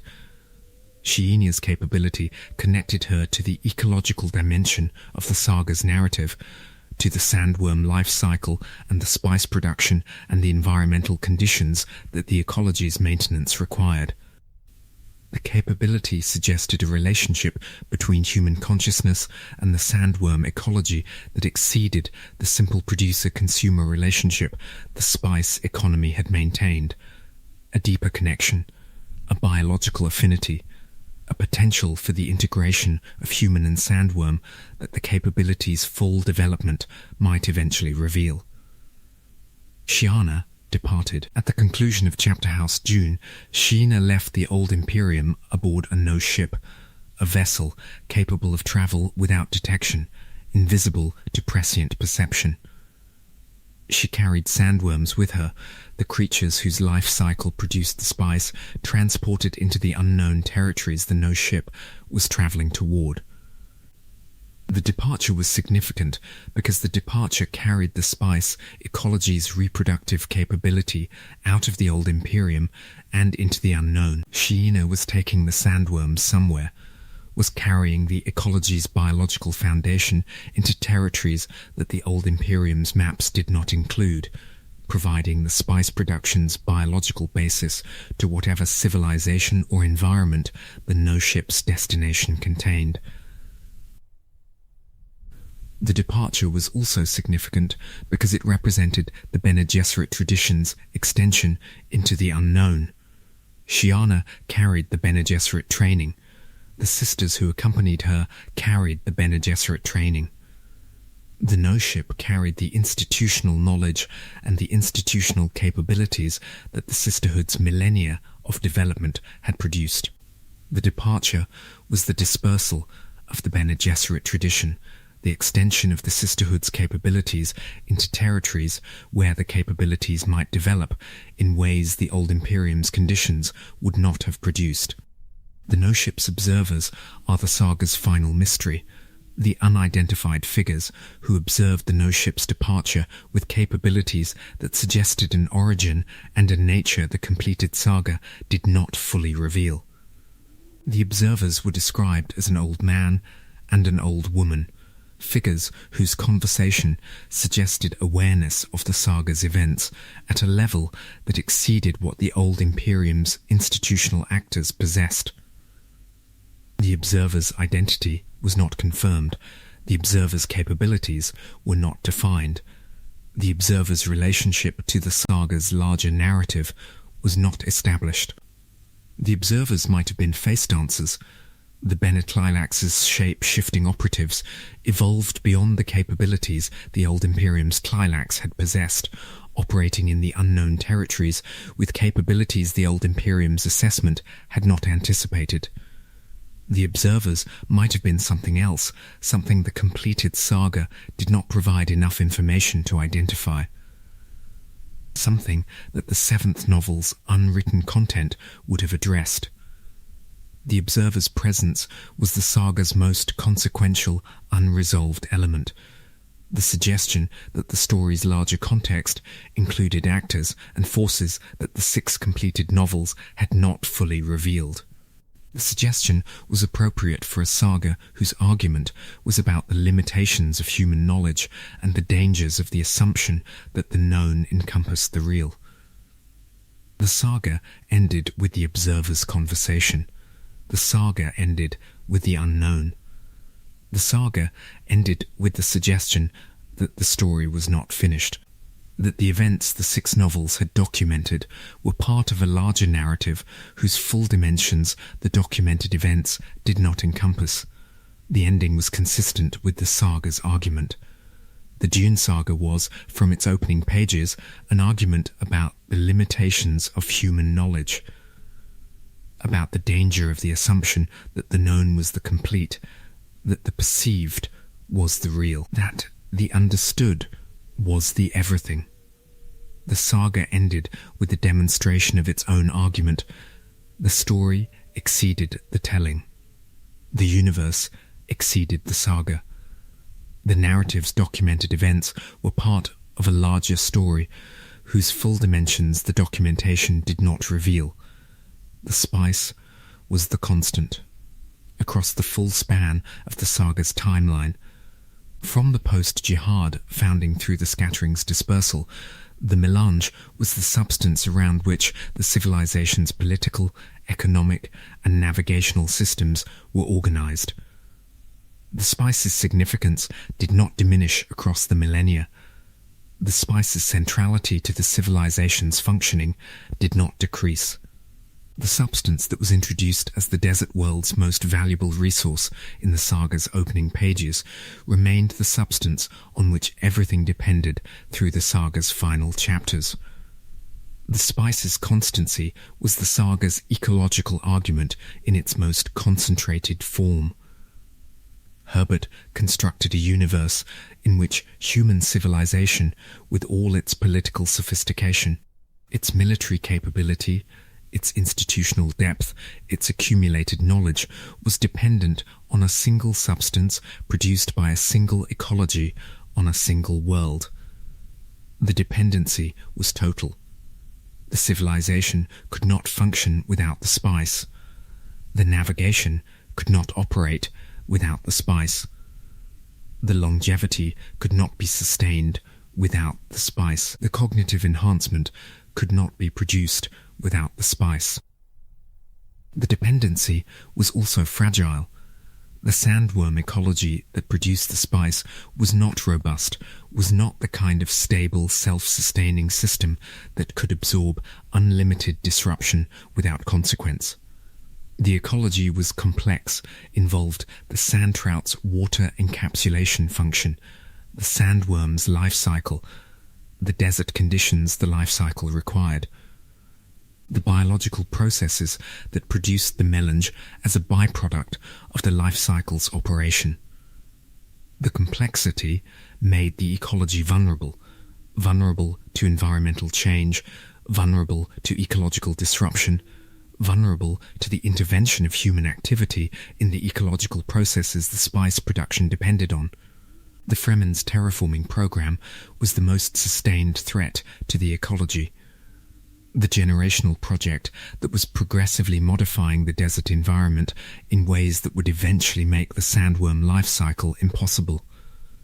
The terraforming was the Fremen's dream, the hope of a green Arrakis, a world where water was not the scarce resource the desert's conditions made it. The dream was legitimate. The dream was also destructive of the ecology that produced the substance the civilization depended on, destructive of the sandworm life cycle that generated the melange the interstellar travel required. Herbert's argument was about the tension between the dream and the dependency, the irreconcilable conflict between a population's desire to transform its world and a civilization's need for the world to remain as it was. The tension was not resolvable within the political framework's existing mechanisms. The framework could manage conflicts between political actors, could negotiate, adjudicate, enforce the compromises that the actors' competing interests required. The framework could not resolve a conflict between an ecological necessity and a civilizational aspiration, because the conflict's dimensions exceeded what the political framework's categories encompassed. The God Emperor's management of the ecology was the saga's only documented attempt at resolving the tension. The comprehensive governance that maintained the ecological balance the spice production required while managing the terraforming program's progress within the constraints the balance demanded. The management was authoritarian. The management was comprehensive. The management was sustained across 3,500 years of the governance the transformation's physical form made possible. Without the God Emperor, without the 3,500-year management, the tension would have resolved itself through the ecology's destruction. The terraforming would have proceeded, the desert would have greened, the sandworms would have declined, the spice would have diminished. The civilization would have faced the consequences of the substance's disappearance. The saga's ecological argument was this: human civilization creates dependencies. The dependencies make the civilization vulnerable. The vulnerabilities require management. The management requires governance that exceeds what the civilization's political preferences accommodate. The civilization must choose between the governance's comprehensiveness and the civilization's freedom, because the comprehensiveness and the freedom cannot coexist. The Corrino dynasty's governance was not comprehensive enough. The dynasty managed the political landscape, managed the inter-house rivalries, the economic relationships, the military dynamics, but did not manage the ecological foundation the political landscape depended on. The ecological management was below the dynasty's attention. The ecological management was also the management the civilization most urgently needed. The God Emperor's governance was comprehensive enough. Leto II managed everything: the political landscape, the ecological foundation, the genetic program, the institutional dynamics, the civilizational trajectory. The comprehensiveness required the authoritarianism. The authoritarianism required the transformation. The transformation required the sacrifice. The saga's ecological argument was also an argument about the cost of interdependence.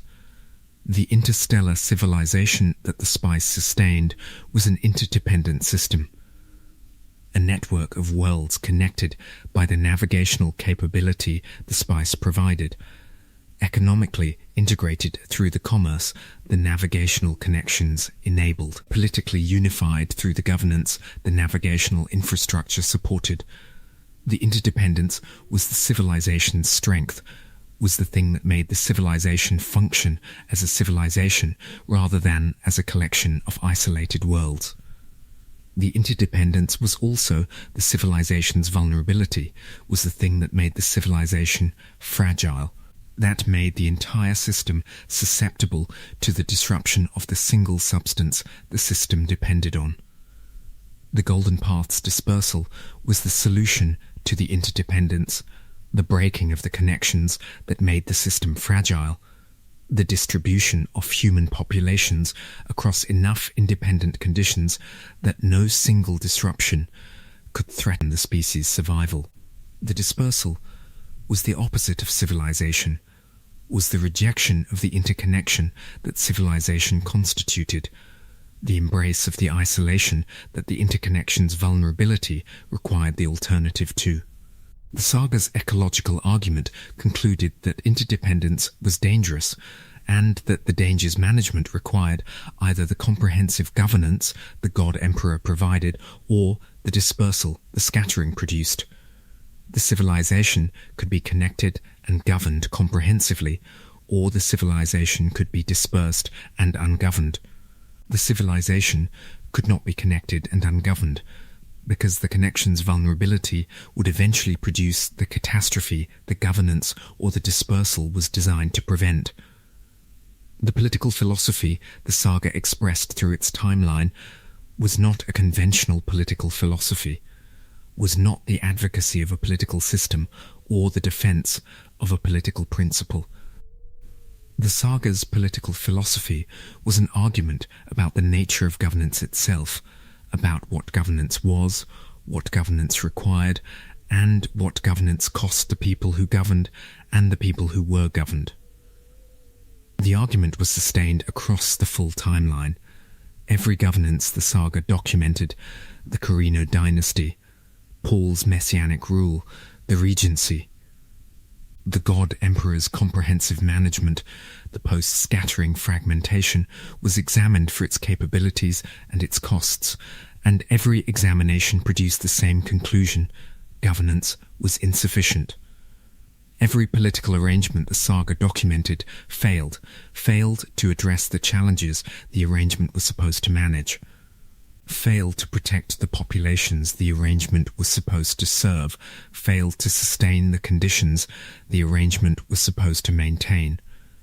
The Corrino dynasty failed by eroding the conditions of its own military superiority, and by departing from the management strategy the dynasty's 10,000-year tradition had sustained. Paul's messianic rule failed by producing the jihad the rule could not prevent, and by generating the religious institution the rule could not control.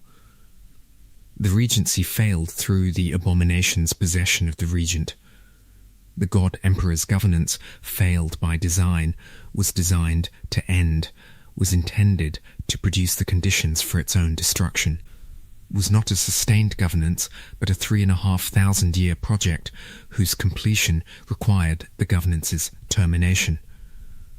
The conclusion was not that governance was unnecessary. The conclusion was that governance was tragically necessary, that the species required governance for its survival, and that every form of governance the species produced was inadequate for the survival's full requirements.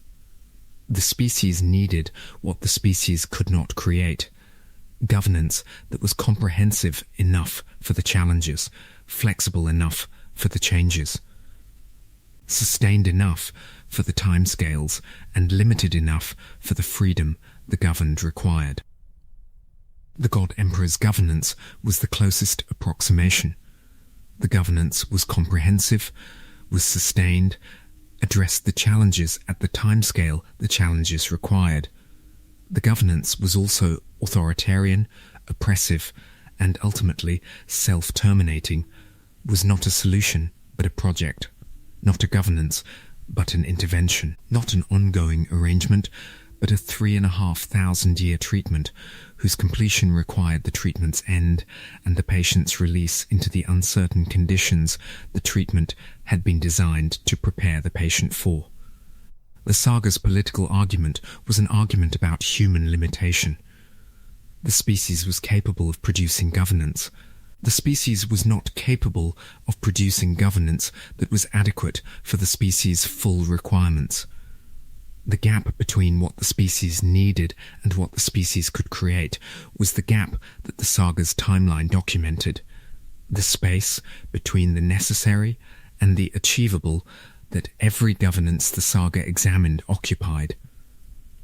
The breeding program's full arc, from its initiation in the post-Jihad era through its culmination in the Kwisatz Haderach's production, and its extension through the god emperor's genetic management, was the saga's most sustained examination of the relationship between institutional purpose and individual autonomy. The program began with a purpose. The Bene Gesserit initiated the breeding program to produce the Kwisatz Haderach, the male Bene Gesserit whose capabilities would exceed what any previous consciousness had achieved. The purpose was institutional, was defined by the sisterhood's assessment of what the civilization needed and what the sisterhood's genetic management could produce. The purpose was also covert, was pursued without the knowledge or the consent of the people whose reproductive activities the program managed. The program operated across 90 generations. Each generation's reproductive activities were managed, the placements arranged, the pairings specified, the genetics combined according to the calculations the program's design required. The management was comprehensive, encompassed the noble house's most consequential bloodlines, directed the reproductive choices of people who did not know their choices were being directed, produced the genetic configurations the program specified without the participants' understanding of the specifications. The program's moral dimension was the dimension the saga addressed most persistently. The program treated people as genetic material, assessed them for their genetic contributions, valued them for their reproductive potential, managed their reproductive activities in service of objectives that people did not understand and had not consented to. The treatment was instrumental, was the treatment of persons as means rather than as ends, the subordination of individual autonomy to institutional purpose. Jessica's rebellion was the rebellion against the instrumentalism.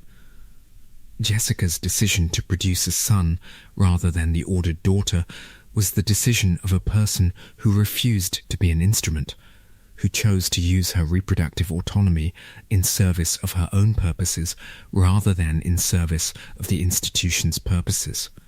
The rebellion was the assertion of the individual against the institutional, the declaration that the person's choices were the person's rather than the program's. The rebellion's consequences were catastrophic.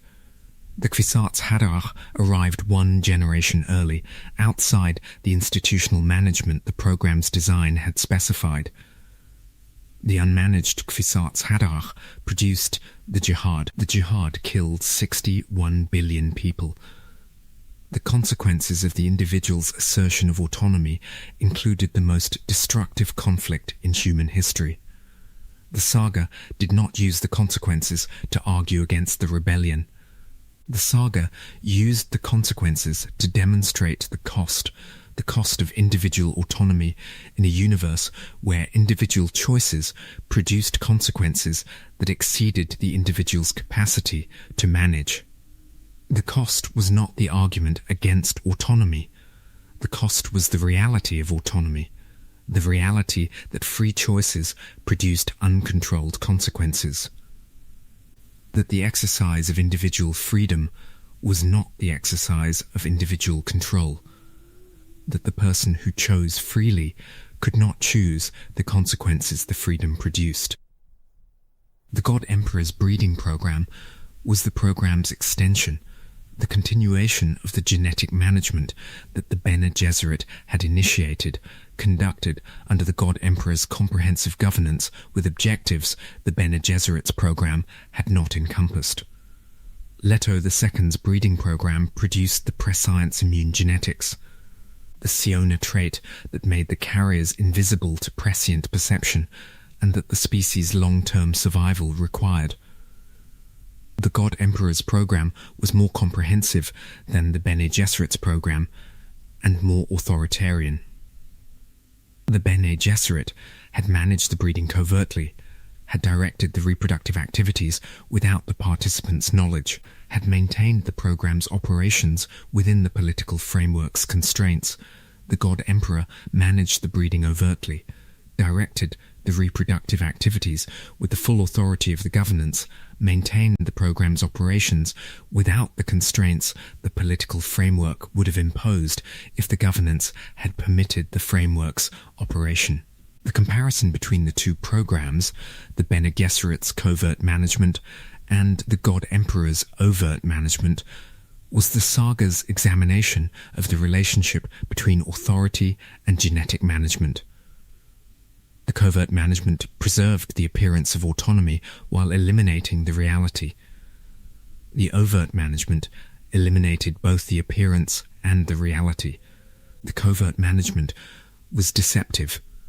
The overt management was honest about the management's comprehensiveness. The saga did not endorse either form. The saga presented both, showed the covert management's deceptive instrumentalism and the overt management's honest authoritarianism, and allowed the reader to assess the relative costs of each. The assessment depended on what the reader valued more, the deception that preserved the autonomy's appearance, or the honesty that acknowledged the autonomy's absence. Prescience, the capacity to perceive the future's probability space, was the saga's most sustained examination of the relationship between knowledge and freedom, and the examination's conclusions were consistently devastating. Paul's prescience showed him the jihad. The vision's clarity was complete. Paul could see the war's contours, the killing's scale, the consequences the war would produce. The vision's completeness was also the vision's trap. The more clearly Paul saw the future, the more thoroughly the future constrained the present, because the awareness of the consequences eliminated the freedom of the choices the consequences followed from. The prescient consciousness was not a free consciousness. The consciousness that could see every consequence of every choice was a consciousness whose choices were determined by the consequences' visibility, determined not by the will's freedom, but by the outcome's assessment. The prescient person did not choose freely. The prescient person chose among the assessed options, and the assessment's comprehensiveness made the choice a calculation rather than an expression of will. Paul experienced this determination as imprisonment. The prescient vision did not liberate, did not provide the power to shape the future according to the person's desires. The prescient vision imprisoned, provided the awareness of the future's constraints, the knowledge of the consequences' costs, the perception of the probability space's structure that made every choice an exercise in the assessment of the least terrible option, rather than the pursuit of the desired outcome. Leto II experienced the determination as responsibility. The prescient vision that showed Leto the species' existential threat was the vision that demanded the response, that imposed the obligation to act in service of the species' survival, regardless of the cost the action imposed on the person acting. Leto's transformation, his 3,500-year governance, his sacrifice of everything human the consciousness had valued. All of this was the response that the vision's awareness demanded, the consequence of the knowledge the prescience provided. The saga's argument about prescience was an argument about the cost of knowledge. The more a consciousness knew about the future, the less freedom the consciousness possessed in the present. The knowledge constrained, the knowledge obligated. The knowledge transformed the person who possessed it from a free agent into a determined agent, determined not by external forces, but by internal awareness. Constrained not by others' authority, but by the knowledge's own implications. The argument extended to the prescience immune genetics that the Golden Path produced. Siona's trait, the invisibility to prescient perception, was the genetic insurance against the prescience's determination. The prescience immune person could not be tracked through the probability space, could not be perceived by the prescient consciousness, could not be incorporated into the prescient vision's calculated future.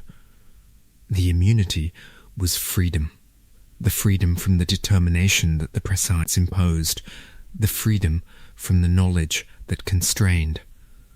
The saga's argument concluded that freedom required blindness, not the blindness of ignorance, not the absence of knowledge that the unexamined life consisted of, the blindness of immunity, the protection from the comprehensive knowledge that made freedom impossible, the genetic insurance that prevented the future's visibility from eliminating the present's choice. The conclusion was disturbing. The saga argued that the species' survival required the production of people who could not be seen by the vision that might otherwise track them, required the development of a genetic capability that made the carriers invisible to the most comprehensive form of knowledge the species had produced. The species' survival required the limitation of knowledge. The species' freedom required the limitation of vision. The most important genetic product the breeding program produced was not a capability, but an absence, not the ability to see, but the inability to be seen. The Duncan-Idaho Gola lineage was the saga's most sustained examination of the relationship between identity and continuity. The question of whether a person reproduced from the original cells, carrying the original's genetic potential and eventually the original's memories, was the same person the original had been. The question was posed across centuries. The first Duncan Gola, the hate of Dune Messiah, was the initial iteration, carrying the original Duncan's physical capabilities without the original's memories. The memories recovery, triggered through the emotional crisis the conspiracy's events produced, was the first demonstration that the Gola could become the person the Gola was derived from. The subsequent iterations produced across the God Emperor's 3,500-year reign were the question's sustained exploration. Each Duncan was grown from the original cells, was activated through the memory recovery process, carried the accumulated experience of the previous iterations. Each Duncan was the same person, genetically identical, carrying the memories that the original and the previous iterations had produced.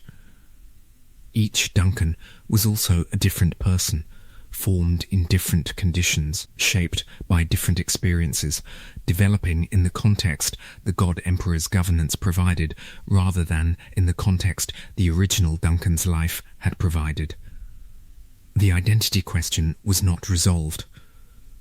The saga presented the iterations without concluding whether the continuity they represented was the continuity of a person or the continuity of a pattern, whether the Duncan who served the God Emperor was the same person who had served Duke Leto Atreides, or a reproduction that carried the original's pattern without the original's identity. The question's irresolvability was the point. The saga used the Duncan lineage to demonstrate that the concept of identity, the idea that a person was a continuous, bounded, identifiable entity whose existence persisted across time, was more complex than the ordinary experience of selfhood suggested. The ordinary experience said, "I am me, I persist, my identity is continuous." The Duncan lineage said, "What is the thing that persists? The body, the genetics, the memories, the pattern? If all of these can be reproduced, is the reproduction the person?" The final Duncan, the iteration that appeared in Chapter House Dune, carried capabilities that the previous iterations had not possessed. The accumulated experience of the multiple iterations had produced, in the final Duncan, a consciousness whose depth and whose capabilities exceeded what the original's genetics alone could have supported.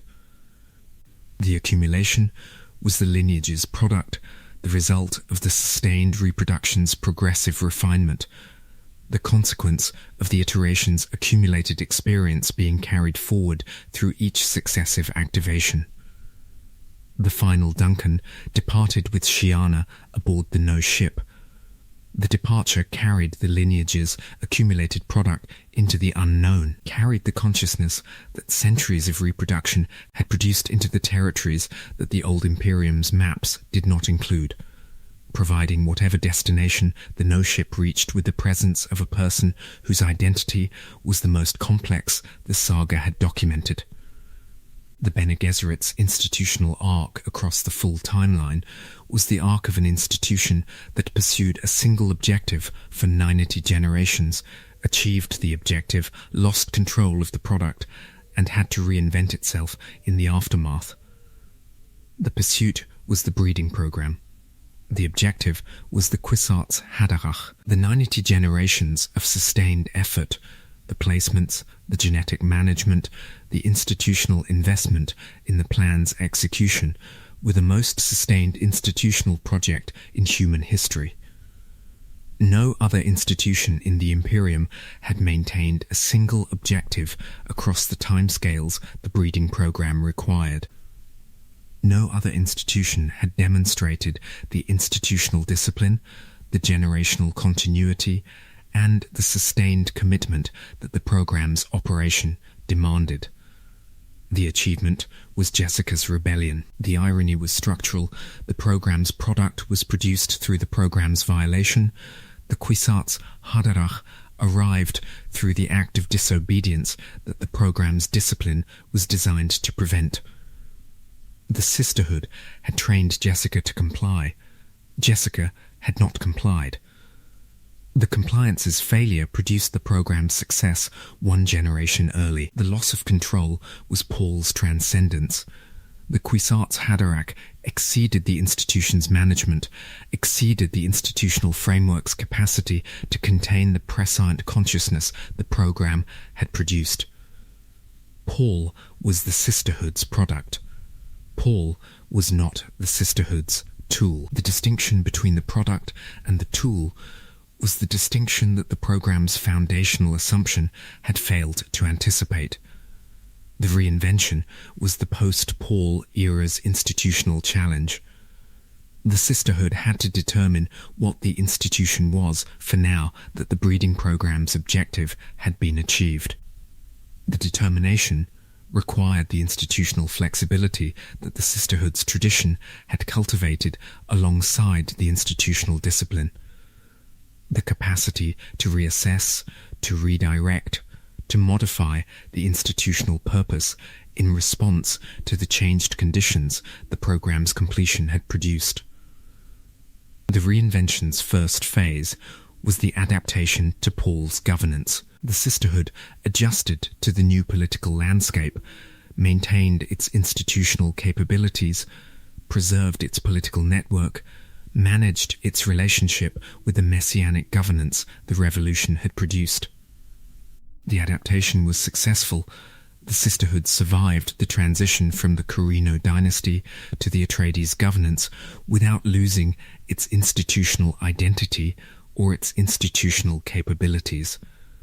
The reinvention's second phase was the adaptation to the God Emperor's management. The 3,500 years of comprehensive governance compressed the Sisterhood's institutional autonomy, reduced the Sisterhood's independence, constrained the breeding program's operations, subordinated the institutional capabilities to the God Emperor's comprehensive management. The Sisterhood endured, maintained its institutional identity through the managed period's constraints, preserved its capabilities in the forms the management permitted, waited with the institutional patience that millennia of institutional operation had refined. The reinvention's third phase was the post-God Emperor recovery. The famine times and the scattering's aftermath provided the conditions under which the Sisterhood reasserted its institutional autonomy, rebuilt the political network, resumed the breeding program's operations, recovered the capabilities the God Emperor's management had constrained. The recovery was substantial. The Sisterhood emerged from the famine times as one of the old Imperium's most capable surviving institutions. The reinvention's fourth phase was the confrontation with the honoured Matres and the merger that the confrontation produced. The merger was the Sisterhood's most consequential institutional transformation since its founding. The combination of the Bene Gesserit tradition with the honoured Matres tradition, producing an institution whose capabilities encompassed both traditions' strengths. The merger was the reinvention's completion, the transformation of the Sisterhood from the institution that had pursued the Kwisatz Haderach into the institution that would carry both traditions' capabilities into whatever future the post-merger landscape produced. The arc was complete. The institution that had begun with a plan for the production of a superbeing ended with a plan for the production of a merged tradition. The first plan's product had exceeded the institution's control. The second plan's product might exceed the institution's control as well. The Ark's consistency was the consistency of an institution whose ambitions consistently exceeded its capacity for managing the ambition's products. The Spacing Guild's trajectory across the timeline was the trajectory of an institution whose power was absolute and whose vulnerability was total. An institution whose navigational monopoly gave it political leverage that exceeded what any other institution possessed, and whose dependency on the spice gave it a vulnerability that exceeded what the political leverage could protect against. The Guild's power was the monopoly's product. No alternative to the Guild's navigational capability existed for most of the saga's timeline. The civilization's capacity for interstellar travel was entirely dependent on the navigator's prescient perception, and the navigator's prescient perception was entirely dependent on the spice the navigators consumed. The monopoly was absolute. The monopoly's absoluteness gave the Guild the political position the tripod's third leg required, the leverage to balance the Emperor's authority and the Landsraad's collective power with the transportation infrastructure's indispensability. The Guild's vulnerability was the dependency's product. The navigator's prescient perception required the spice. The spice was produced on a single world. The single world's ecology was fragile. The fragility meant that the Guild's power, however absolute, was contingent on the ecological conditions that the spice production required, and the ecological conditions were not under the Guild's control. The Guild managed the vulnerability through political means, through the alliances and the accommodations that the political landscape's dynamics made available. The Guild maintained its neutrality, served all parties without distinction, transported the Emperor's forces and the Emperor's enemies with the institutional indifference that the neutrality strategy required. The neutrality was the political protection, the assurance that no political actor would target the Guild because every political actor depended on the Guild's service. The neutrality was also the limitation. The Guild could not act to protect its spice supply through political intervention, could not take sides in the conflicts that threatened the supply's sources, could not use the monopoly's leverage to impose the ecological management the supply's maintenance required. The neutrality prevented the action. The prevention left the supply unprotected by the Guild's most powerful tool. Paul's revolution was the first major disruption of the Guild's position. Paul's control of Arrakis, his demonstrated willingness to destroy the spice production if his demands were not met, was the exploitation of the Guild's vulnerability.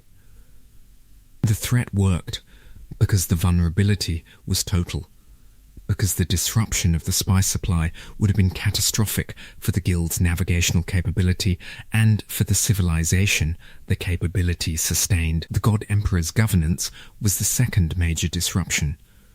Leto II's control of the spice supply, maintained across 3,500 years through the comprehensive management the transformation's physical form enabled, subordinated the Guild's monopoly to the God Emperor's authority. The Guild's political leverage, however absolute, was insufficient to resist the governance's comprehensive management when the governance controlled the substance the monopoly depended on. The famine times were the third disruption, the spice shortage that the God Emperor's death and the ecological transition produced, degrading the Guild's navigational capability and reducing the interstellar connections the civilization depended on. The famine times were the vulnerability's full expression, the demonstration of what happened when the substance the monopoly depended on was no longer available in the quantities the monopoly required. The Guild's trajectory across the timeline was the trajectory of an institution whose power was contingent on a condition the institution could not control, whose political leverage was absolute as long as the ecological condition was maintained, and whose political leverage was worthless when the ecological condition failed. The trajectory was the saga's argument about the fragility of concentrated power, the demonstration that power derived from a single source was power vulnerable to the single source's disruption. The Fremen's transformation across the timeline was the transformation that the saga documented most compassionately and most devastatingly. The change from a civilization whose identity was forged by the desert's demands into something the desert's conditions no longer required, and the identity's original formation could not accommodate. The Fremen of the pre-Paul era were the desert's product, a civilization whose every practice and every value was shaped by the environmental conditions the desert imposed. The water discipline, the survival practices, the collective ethic, the combat capability, all were the desert's creation, produced by the selective pressure the desert's harshness exerted on the population, and refined by the cultural traditions the population developed in response to the pressure. The Fremen's identity was the desert's identity. The people and the place were inseparable. The Fremen were Fremen because they lived in the desert, and the desert was what made them what they were. The identity was hard, was forged in the conditions that killed the unprepared and hardened the survivors. The identity was also beautiful, was the product of a civilization's sustained relationship with its environment. The expression of a people's capacity to find meaning and dignity and purpose in conditions that would have destroyed a less capable population. Paul's revolution transformed the Fremen from the desert's people into the galaxy's conquerors. The transformation was dramatic. The Fremen, who had maintained themselves in the desert through the water discipline's patient management, became the Fremen who rode sandworms through the breached shield wall and destroyed the Sardaukar in an afternoon. The capability was the same. The desert forged combat skills that the environmental hardening had produced. The application was different, no longer the defense of the Sayach community, but the conquest of the known universe. The Jihad extended the transformation. The Fremen, who had been the desert's people, became the Jihad's soldiers, the warriors whose faith in the Muad'Dib drove them across the known universe in the evangelical violence that weaponized faith produced. The Fremen fought on worlds that were nothing like the desert. The Fremen killed people who had never heard of Arrakis. The Fremen's desert forged identity was deployed in contexts the identity's original formation had never anticipated. The post-Jihad Fremen were the people whose identity the success had consumed, the conquest's wealth, the plunder, the tribute. The economic rewards the victory produced provided the Fremen with the material conditions the desert had always denied. The water that the water discipline had been designed to manage was no longer scarce.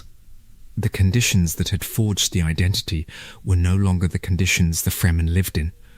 The identity persisted, the cultural traditions, the practices, the values the desert had produced, but the identity persisted in conditions that made the identity's practical content unnecessary. The God Emperor's governance managed the Fremen's transformation within the Golden Path's framework, subordinated the Fremen's cultural development to the governance's comprehensive purposes, managed the desert's ecological conditions in ways that served the Golden Path's requirements rather than the Fremen's cultural preferences. The fish speakers replaced the Fremen as the governance's military instrument, and the replacement was the institutional expression of the Fremen's identity's transformation, the recognition that the people who had been the desert's warriors were no longer the desert's people.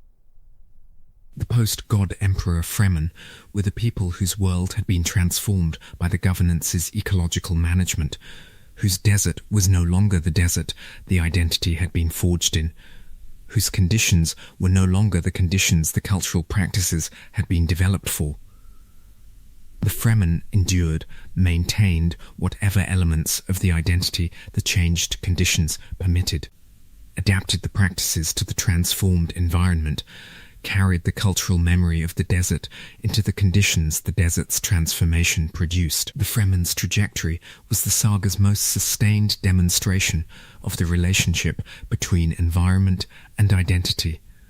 The demonstration that a people's identity was shaped by the conditions the people lived in, and that the transformation of the conditions produced the transformation of the identity. The Fremen were made by the desert. The desert was changed. The Fremen were changed with it. The change was not chosen.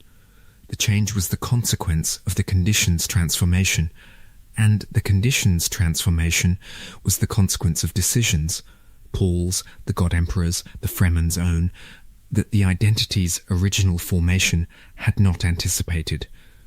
The Harkonnen legacy across the timeline was the legacy of a house that was destroyed politically and perpetuated genetically.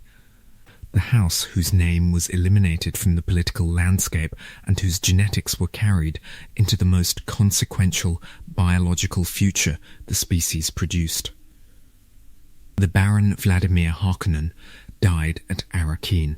His nephews died at Arrakis. The house was finished as a political entity, its name associated with the tyranny the Atreides' victory had ended. Its institutional identity dissolved by the revolution that destroyed its political position. The genetics survived. The Baron's genetic material, carried through Jessica, through Paul, through the twins, became part of the Atreides' genetic heritage that the saga's subsequent events would deploy in the most consequential biological projects the species produced. The God Emperor carried the Baron's genetics. The descendants of the breeding program's post-God Emperor management carried the Baron's genetics. The prescience immune carriers whose dispersal the scattering produced carried the Baron's genetics. The genetic perpetuation was the Harkonnen legacy's ironic dimension. The demonstration that the genetics the Bene Gesserit had valued and managed were preserved through the very line the Harkonnens had been at war with. The house's political identity was destroyed. The house's biological identity was perpetuated. The survival was biological rather than institutional. Was the persistence of the Dnar rather than the persistence of the name. The Baron's presence in other memory was the legacy's most disturbing dimension, the personality preserved in the genetic memory, accessible to the preborn consciousness, capable of the influence and the possession that the Elia episode documented. The Baron's living presence had been ended by the Gom Jabbar. The Baron's genetic presence persisted, was carried in the other memory of every person who shared the Baron's bloodline, was available to the pre-born consciousness that the specific conditions of the pre-born's activation made accessible. The persistence was the saga's examination of the genetic legacy's moral dimension, the demonstration that the genetics preservation was morally neutral. That the same Dina produced the Baron's cruelty and Paul's vision, that the genetics carried capability without moral orientation. The Bene Gesserit's breeding program had valued the Baron's genetics for the cognitive quality the genetics encoded. The program's assessment was correct. The genetics produced cognitive quality. The program's assessment was also incomplete.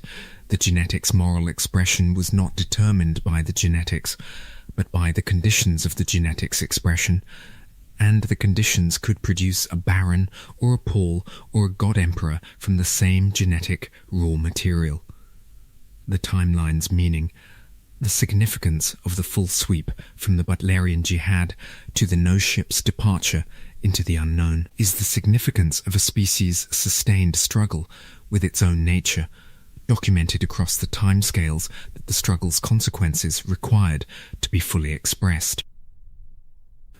The struggle was between the species' creativity and the species' limitations. The species created institutions, the Bene Gesserit, the Spacing Guild, the Corrino dynasty, the Chom framework, the Sardaukar, the Kizarate, and every institution the species created was limited by the conditions of its creation. The institutions served their purposes. The institutions also exceeded, fell short of, or diverged from their purposes in ways the purposes' designers had not anticipated. The institutions were the species' tools. The tools were imperfect. The imperfection was the species' condition. The struggle was between the species' capacity for governance and the species' capacity for freedom. The species needed governance, needed the management of the political landscape, the ecological conditions, the genetic program, the institutional dynamics. The species also needed freedom, needed the autonomy of individual choice, the diversity of individual expression, the unpredictability of individual action. The governance and the freedom were in tension. The tension was irreconcilable. The saga's timeline documented the tension's expression across 10,000 years of sustained effort to resolve it, and the documentation's conclusion was that the tension could not be resolved, could only be managed, endured, and eventually dispersed into the conditions the scattering produced. The struggle was between the species' desire for stability and the species' need for adaptability.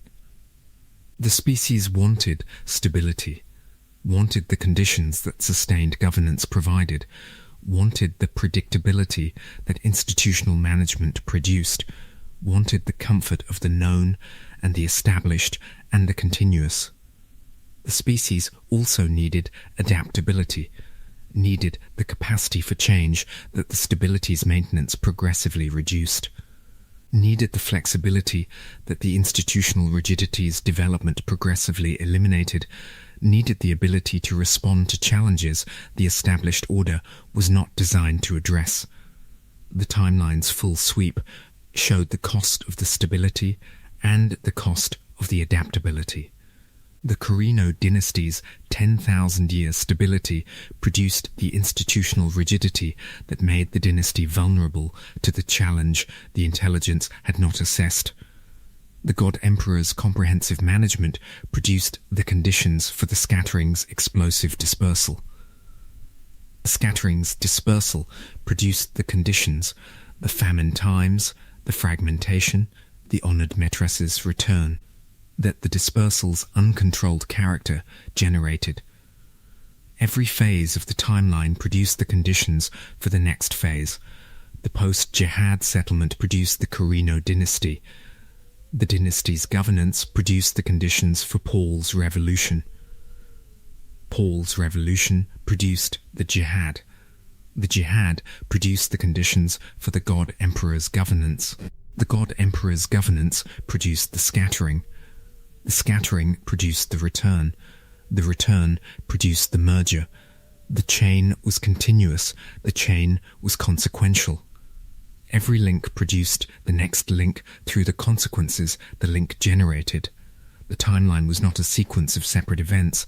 The timeline was a single process, a continuous chain of consequence that extended from the Butlerian Jihad to the no ship's departure, connected by the cause and effect relationships that the saga's narrative documented. The process was the species' process. The events were the species' events. The consequences were the consequences the species' nature, its creativity, its limitations, its capacity for governance and for freedom, its desire for stability and its need for adaptability, produced through the sustained interaction of those qualities with the conditions the universe provided.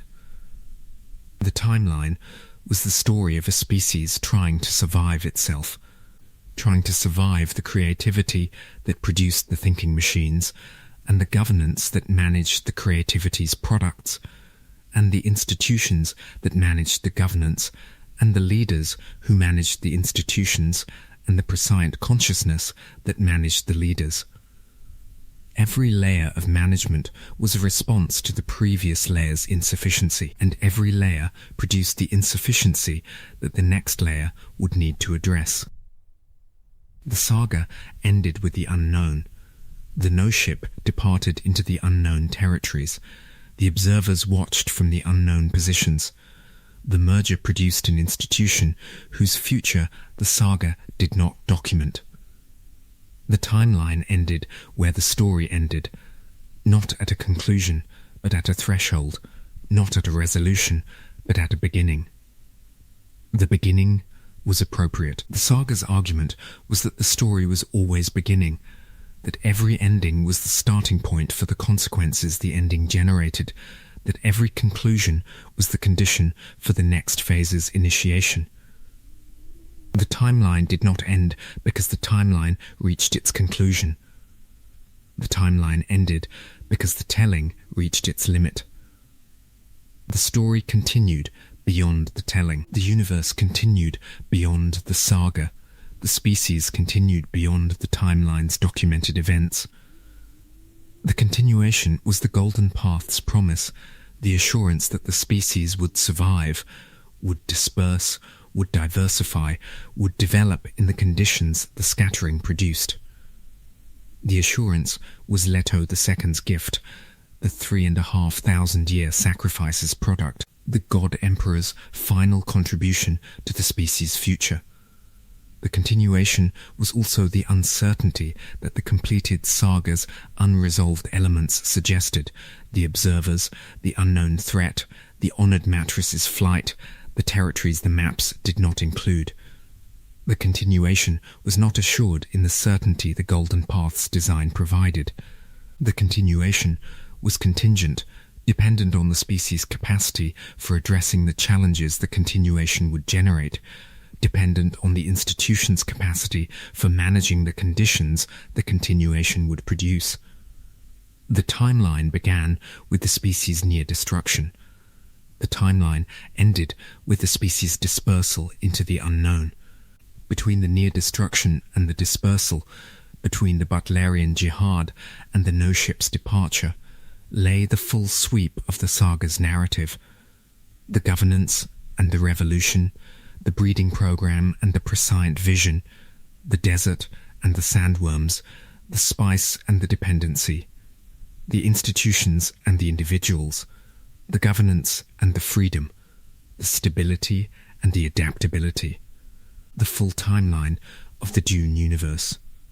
10,000 years of history, 20,000 years of consequence. The story of a species learning what it cost to survive. The desert transformed Paul in stages that the narrative should document with the attention the transformation's significance deserves, because the transformation was not a single event but a sustained process whose progression shaped everything the process produced. The first stage was survival. The initial days and weeks in the desert. The period between the flight from the Harkonnen assault and the integration into the Fremen community were the period in which Paul's capabilities were tested against the desert's immediate demands. The stillsuit discipline, the sand navigation, the awareness of the sandworm's approach, these were the skills the desert required for the most basic survival. And Paul's acquisition of them was the first demonstration that the Atreides heir could function in the environment the conspiracy had intended to kill him in. The acquisition was not smooth. Paul was not a desert native, was a boy from Caladan, from a world of water and green, whose physical conditioning and whose cultural formation were organized around conditions that were the opposite of Arrakis's. The desert was alien. The desert was hostile. The desert tested every element of the training Paul had received. The Bene Gesserit disciplines that gave him the body control the environment demanded, the Atreides military training that gave him the threat assessment the sandworms required, the cognitive capabilities that gave him the adaptability the new conditions imposed. The second stage was integration. The months of life in the Sietch community, the progressive absorption of the Fremen's cultural practices, the development of the desert skills that the community's daily existence required, the building of the personal relationships that the community's social structure depended on. Paul learned the Fremen ways, learned the water discipline, learned the fighting techniques the Fremen's tradition had refined, learned the ecological awareness that the desert's conditions cultivated in the people who inhabited it.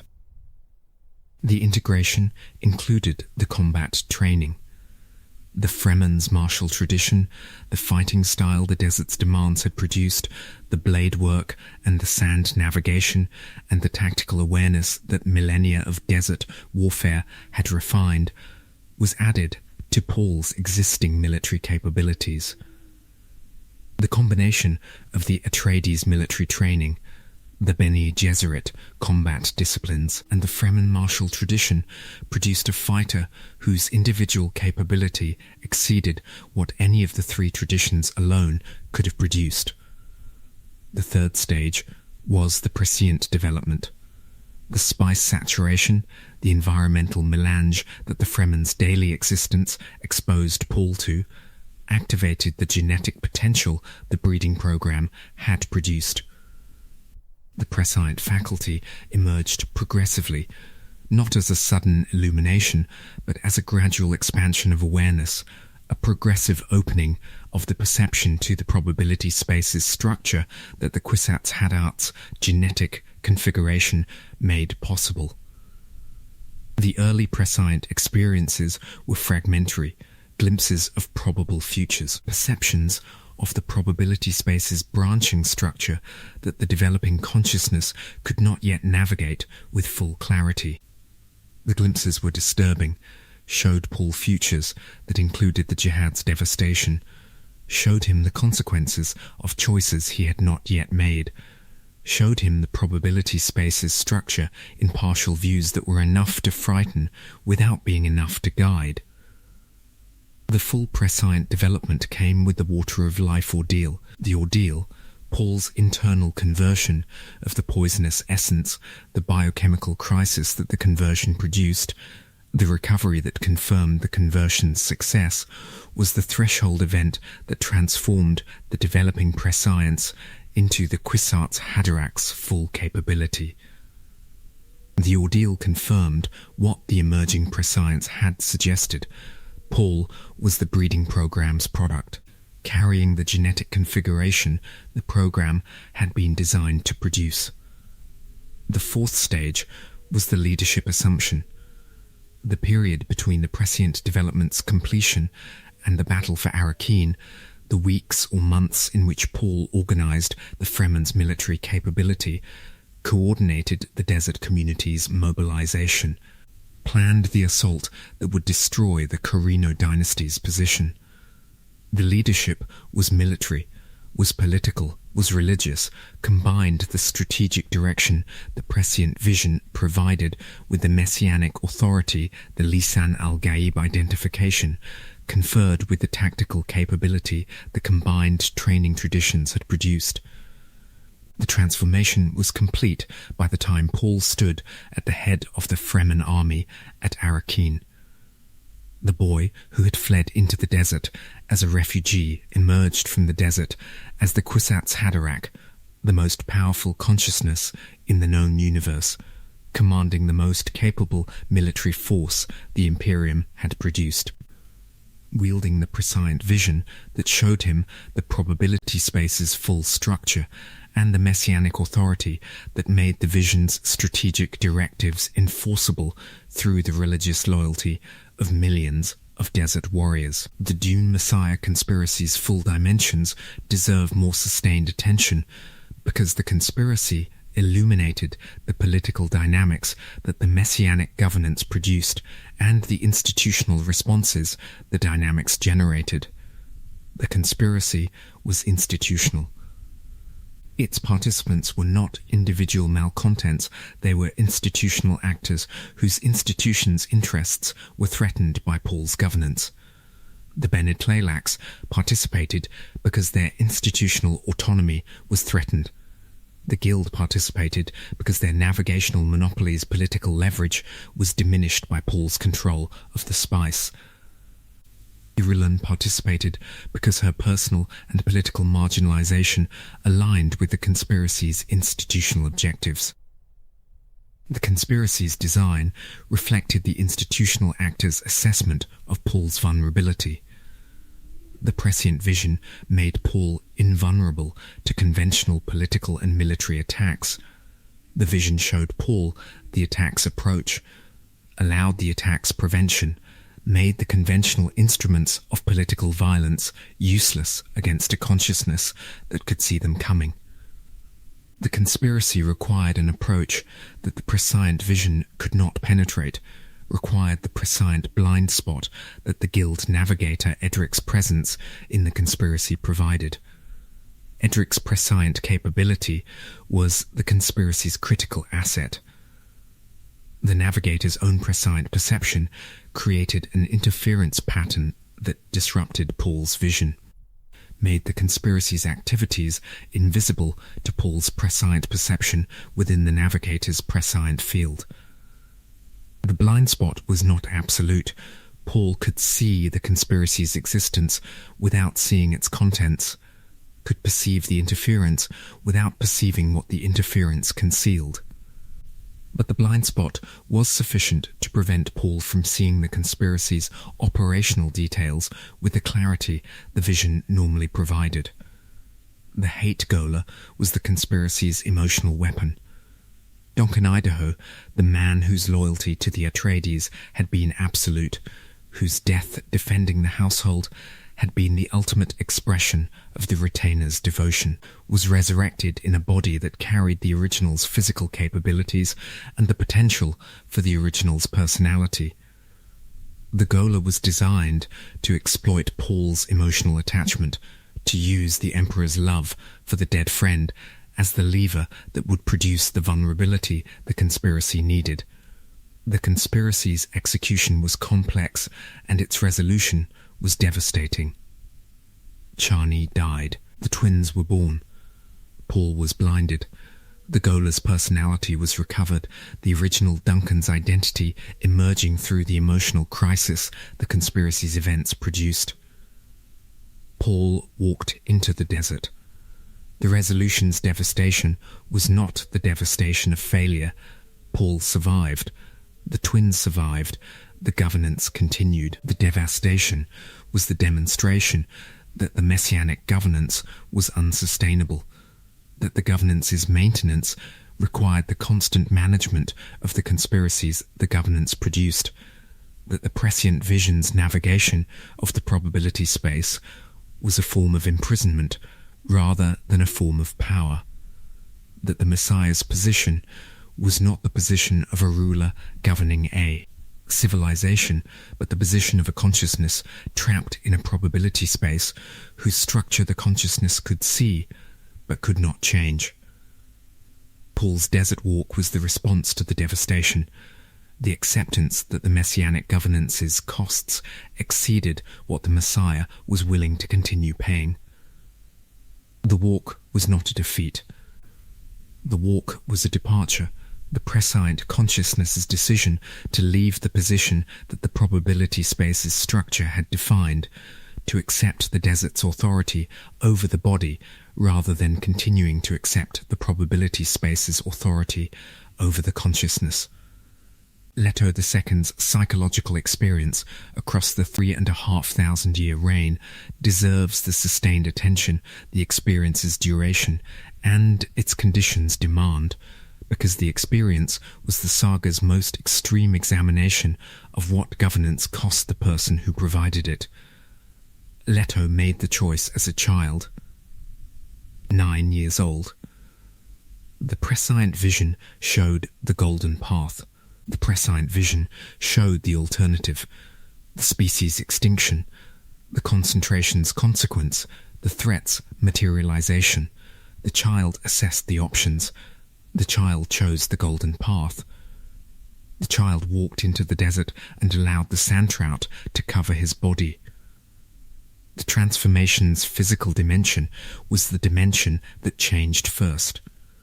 The sand trout merged with the skin. The skin changed. The body's capabilities expanded, the strength increased, the resilience developed, the lifespan extended beyond anything the human biology could have supported without the symbiosis. human form persisted initially, the boy's shape maintained within the sand trout covering's augmentation. The persistence was temporary. The form's progression toward the sandworm's morphology was built into the symbiosis's biology, and the progression would continue across the millennia the governance required. The psychological dimension changed more slowly and more devastatingly. The consciousness that inhabited the transforming body was a human consciousness, a child's consciousness, carrying the pre-born awareness of the ancestral presences, carrying the prescient vision's comprehensive perception, carrying the emotional capacity that the human neurology produced. The consciousness was human. The body was becoming something else. The discrepancy between the consciousness and the body was the God Emperor's fundamental condition, the condition of a human awareness inhabiting a non-human form, experiencing the world through senses that were progressively diverging from the senses the consciousness's formation had calibrated it for. The isolation was the most devastating dimension. The God Emperor could not touch. The body's transformation produced a form that human contact could not accommodate in the ordinary ways.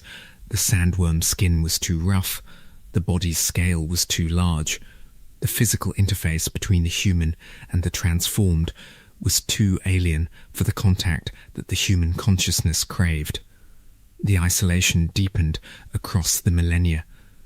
Each century added distance, physical distance as the body grew and the form changed, and emotional distance as the consciousness's human needs were denied by the body's conditions across timescales that exceeded any human experience of deprivation.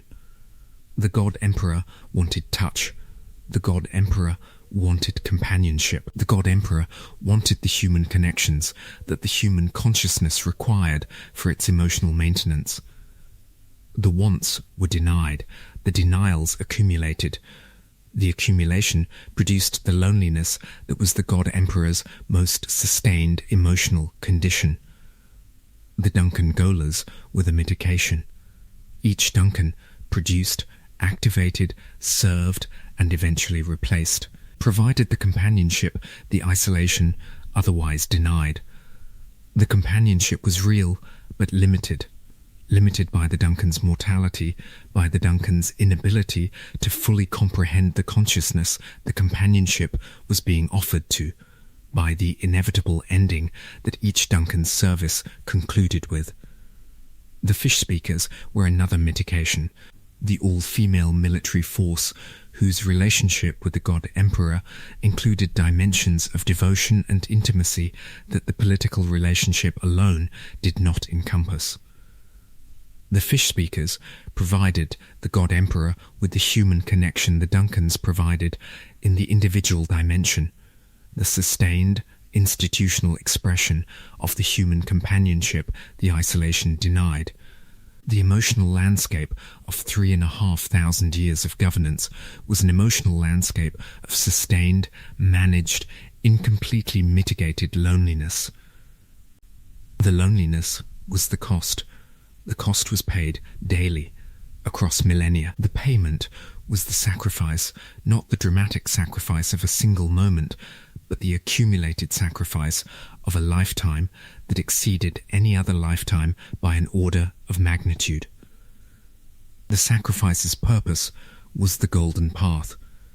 Every moment of the loneliness, every day of the isolation, every century of the denied human connection, all of it was in service of the project whose completion the transformation's time made possible. The purpose justified the cost in the God Emperor's assessment. The species' survival was worth the personal sacrifice the survival required. The justification was intellectual. The experience was emotional. The gap between the intellectual justification and the emotional experience was the gap the God Emperor inhabited for 3,500 years. The political dynamics of the heretics and chapter house period, the 1,500 years after the God Emperor's death, were the dynamics of a civilization reconstituting itself after the most comprehensive governance in its history had ended. The reconstitution was partial. The old Imperium's political unity, the framework that the Carino dynasty and the god Emperor had maintained across the combined span of their governance, was not recovered. The political landscape, fragmented, broke into the competing territories and the competing institutions that the governance's absence produced. The fragmentation was the famine times' political expression, the consequence of the spice shortage's disruption of the interstellar connections the political unity had depended on. The institutions adapted to the fragmentation. The Bene Gesserit reasserted institutional autonomy within the fragmented landscape, rebuilt the political network, re-established the intelligence operations, resumed the institutional activities the God Emperor's governance had constrained. The adaptation was successful. The sisterhood emerged from the famine times as one of the old Imperium's most capable and most coherent surviving institutions. The Bene Tleilax adapted as well, maintained their genetic capabilities, continued the Gola production and the face dancer development, pursued their institutional objectives within the changed conditions the fragmented landscape provided. The Tleilax's adaptation included the continued concealment of the axolotl tank's nature, the sustained institutional secrecy about the women's biological exploitation that the Gola production depended on. The Honored Matra's arrival disrupted the reconstituted landscape. The returning faction's military capability and its aggressive expansion destabilized the political arrangements the post-famine times adaptation had produced. The Honored Matra's conquest of significant territories, the destruction of Bene Gesserit installations, the subjugation of populations through the sexual bonding capability the faction possessed, transformed the political landscape from a fragmented collection of adapting institutions into a landscape dominated by a threatening new power. The threat's nature was complex. The Honored Matras were not simply conquerors, they were refugees, fleeing from a force in the scattering's unknown territories whose identity the completed saga did not fully reveal. The flight added desperation to the aggression. The Honored Matras's expansion was driven not only by imperial ambition, but by the need to establish a position strong enough to resist the force they were fleeing from.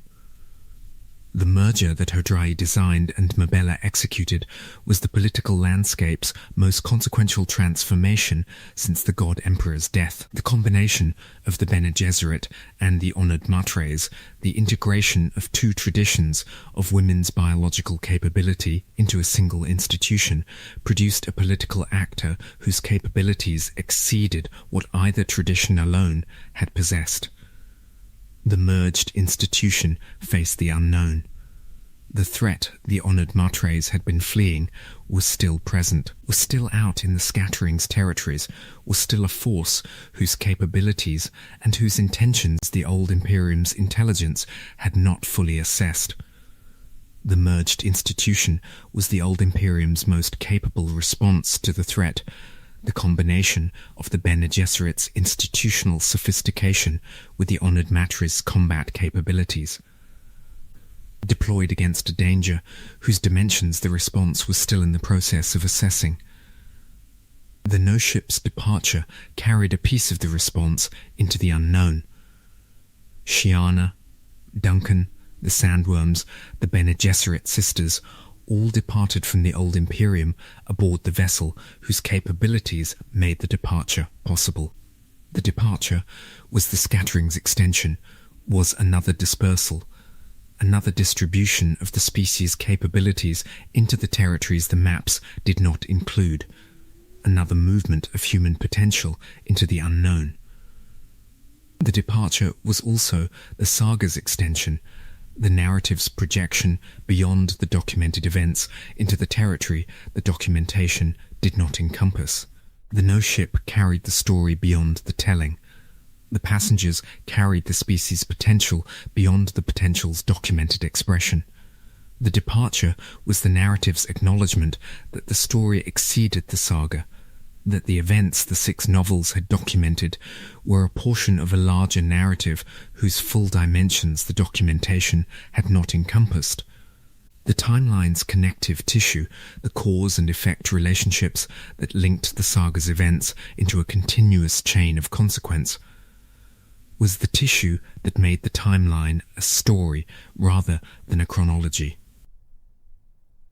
The jihad against the thinking machines produced the prohibition against artificial intelligence. The prohibition produced the cognitive gap. The gap produced the Mentats, the Bene Gesserit, and the Spacing Guild. The institutions produced the political landscape the Corino dynasty governed.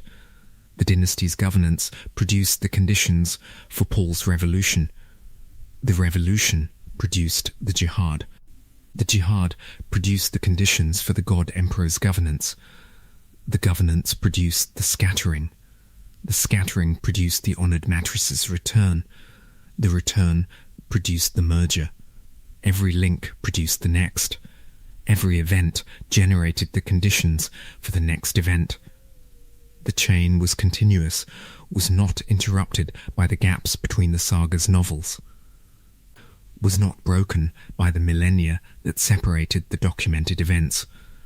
The chain was the story, was the narrative of a species whose every response to its challenges produced the conditions for the next challenge. The chain's directionality was the direction the saga's argument pointed, from concentration toward dispersal, from unity toward diversity, from the single world's dependency toward the multiple worlds' independence. The direction was the Golden Path's direction, the trajectory that Leto II's prescient vision had identified as the species' survival path, and that the saga's events progressively realized through the consequences the events generated. The direction was not progress. The saga did not argue that the species' trajectory was improvement, did not present the later events as better than the earlier events, the dispersal as superior to the concentration, the fragmented landscape as preferable to the unified governance. The direction was movement, was the species' sustained effort to address the challenges the species' nature generated, expressed through the consequences that each generation's responses to the challenges produced. The timeline was complete. Not in the sense of being finished, the saga's unresolved elements confirmed that the story was not finished, that the events the documentation encompassed were part of a larger narrative whose full dimensions the documentation did not include. Complete in the sense of being whole, of constituting a continuous, connected, causally coherent narrative that extended from the species' near destruction in the Butlerian Jihad to the species' dispersal into the unknown in the scattering. The full timeline of the Dune universe.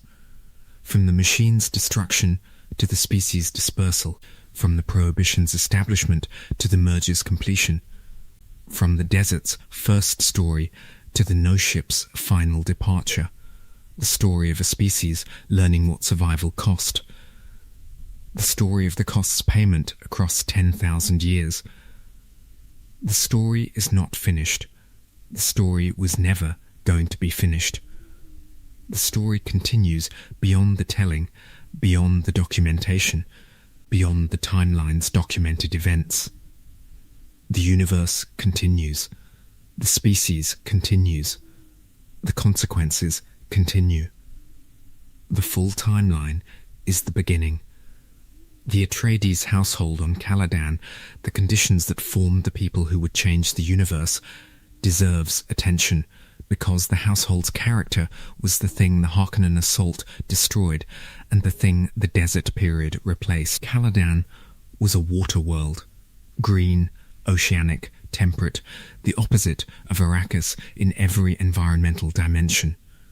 The Atreides household had governed Caladan for 26 generations, and the governance had produced the institutional culture the house was known for, the loyalty of the retainers, the integrity of the leadership, the commitment to governance as service that the Landsraad admired and that the Corrino dynasty feared. The household's retainer core was the institutional culture's expression. Thufir Hawat, the Mentat whose analytical capabilities served the house's intelligence and security operations, had served the Atreides for decades. His loyalty, the product of the relationship between a master who treated his people with respect and a servant whose service was given in response to the respect rather than in submission to compulsion. Gurney Halleck, the warrior troubadour whose combat skills and whose cultural sensibility combined in a person of unusual range, served the house with the devotion that the Atreides tradition inspired. Duncan Idaho, the swordmaster whose capabilities exceeded what most military traditions could produce, served the house with the absolute loyalty that would eventually be tested and validated by his death, defending the household during the Harkonnen assault. The household's culture was the thing the breeding program had not accounted for. The Bene Gesserit's genetic management of the Atreides line was concerned with the genetics, with the cognitive quality and the physical capability that the Atreides bloodline contributed to the breeding program's genetic objectives. The program did not manage the cultural formation, did not control the values that the Atreides household instilled, did not specify the institutional character that the household's tradition produced. Paul was formed by the culture as much as by the genetics. The Atreides values, the commitment to integrity, the respect for persons, the governance as service ethic, were embedded in Paul's formation alongside the Bene Gesserit training Jessica provided and the Mentat training Hawat provided. The cultural formation was part of what Paul carried into the desert, part of what shaped the person the desert period produced, part of what made the Muad'Dib a different figure from what a person of the same genetics without the Atreides cultural formation would have been.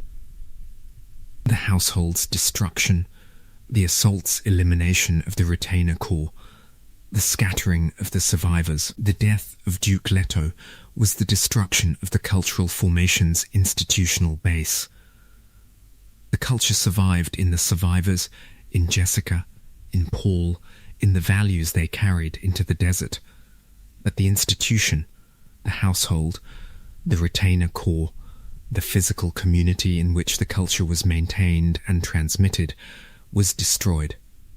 The culture was carried by individuals rather than by institutions, and the carrying was more fragile than the institutional maintenance would have been.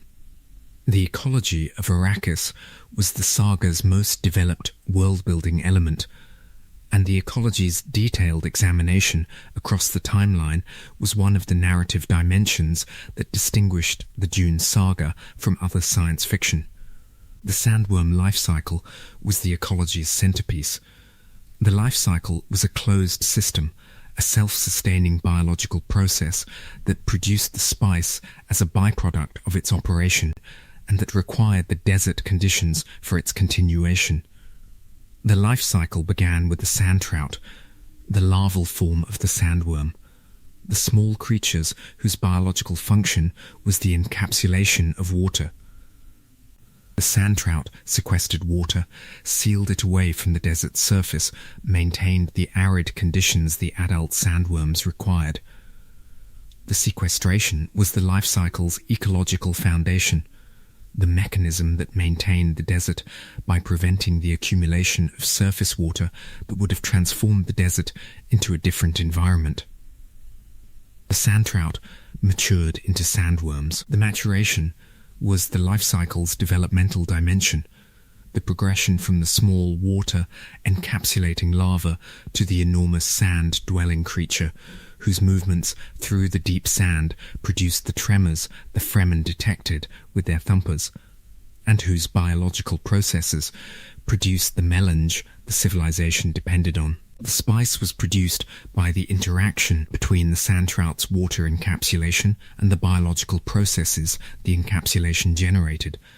The melange accumulated in the sand was deposited by the life cycle's biological operations in concentrations that the spice harvesting equipment could detect and extract. The production was continuous. The life cycle's ongoing operation produced the melange at rates the ecology's conditions determined. The ecology's fragility was the fragility of the desert conditions the life cycle required. The sandworms could not tolerate water, the adult creatures were vulnerable to moisture, and the presence of significant water on the desert's surface would have been lethal to the worms. The sandshroot's water encapsulation was the life cycle's defense against the water. The mechanism that maintained the desert conditions the adult worms required. The Fremen's terraforming program threatened the defense.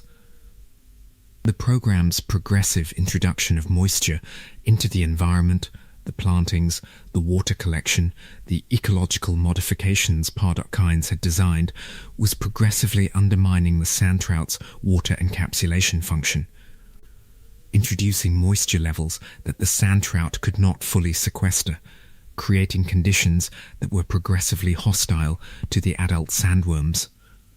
Pardot Kynes was the ecologist whose understanding of the Arrakis ecology had produced the terraforming dream. Kynes, the imperial planetologist whose assignment to Arrakis had been intended to serve the Imperium's governance rather than the Fremen's aspirations, had studied the ecology with the scientific rigor the Imperium's academic traditions provided, and had concluded that the ecology could be transformed. The conclusion was scientifically sound. The conclusion was also ecologically devastating. The transformation the conclusion specified would have destroyed the ecology that produced the spice. Kynes had known this, had understood that the terraforming success would mean the spice production's end, had concluded that the Fremen's interest in a green world was more important than the Imperium's interest in the spice production. The conclusion was the conclusion of a scientist who had adopted the Fremen's perspective, who had integrated into the Fremen's culture so thoroughly that the Fremen's aspirations had become the scientist's aspirations, regardless of the implications the aspiration's realization would have for the civilization that employed the scientist. Liet Kynes, Pardot's son, the man who inherited the planetologist's position and the Fremen's loyalty, continued the father's work. Liet was caught between the Imperium's governance and the Fremen's aspirations, between the institutional role the planetologist's position defined and the cultural commitment the Fremen integration had produced. The catch was lethal. Liet died in the desert, killed by the conditions the ecologist had spent a lifetime studying. His death a consequence of the political upheaval the Atreides transfer had produced. The ecological knowledge that the Kynes family had developed was the knowledge that connected the spice to the sandworms, to the desert, to the water, to the terraforming, in the comprehensive understanding that the saga's ecological argument required. The knowledge demonstrated that the ecology was a system, that the components were connected, that the modification of one component affected every other component, that the transformation of the desert into a green world would transform the ecology into something that could not produce the substance the civilization depended on. The Children of Dune period's political crisis was the crisis that connected Paul's governance to Leto II's governance. The transitional period in which the messianic governance's institutional deterioration produced the conditions for the God Emperor's institutional response. The crisis had multiple dimensions.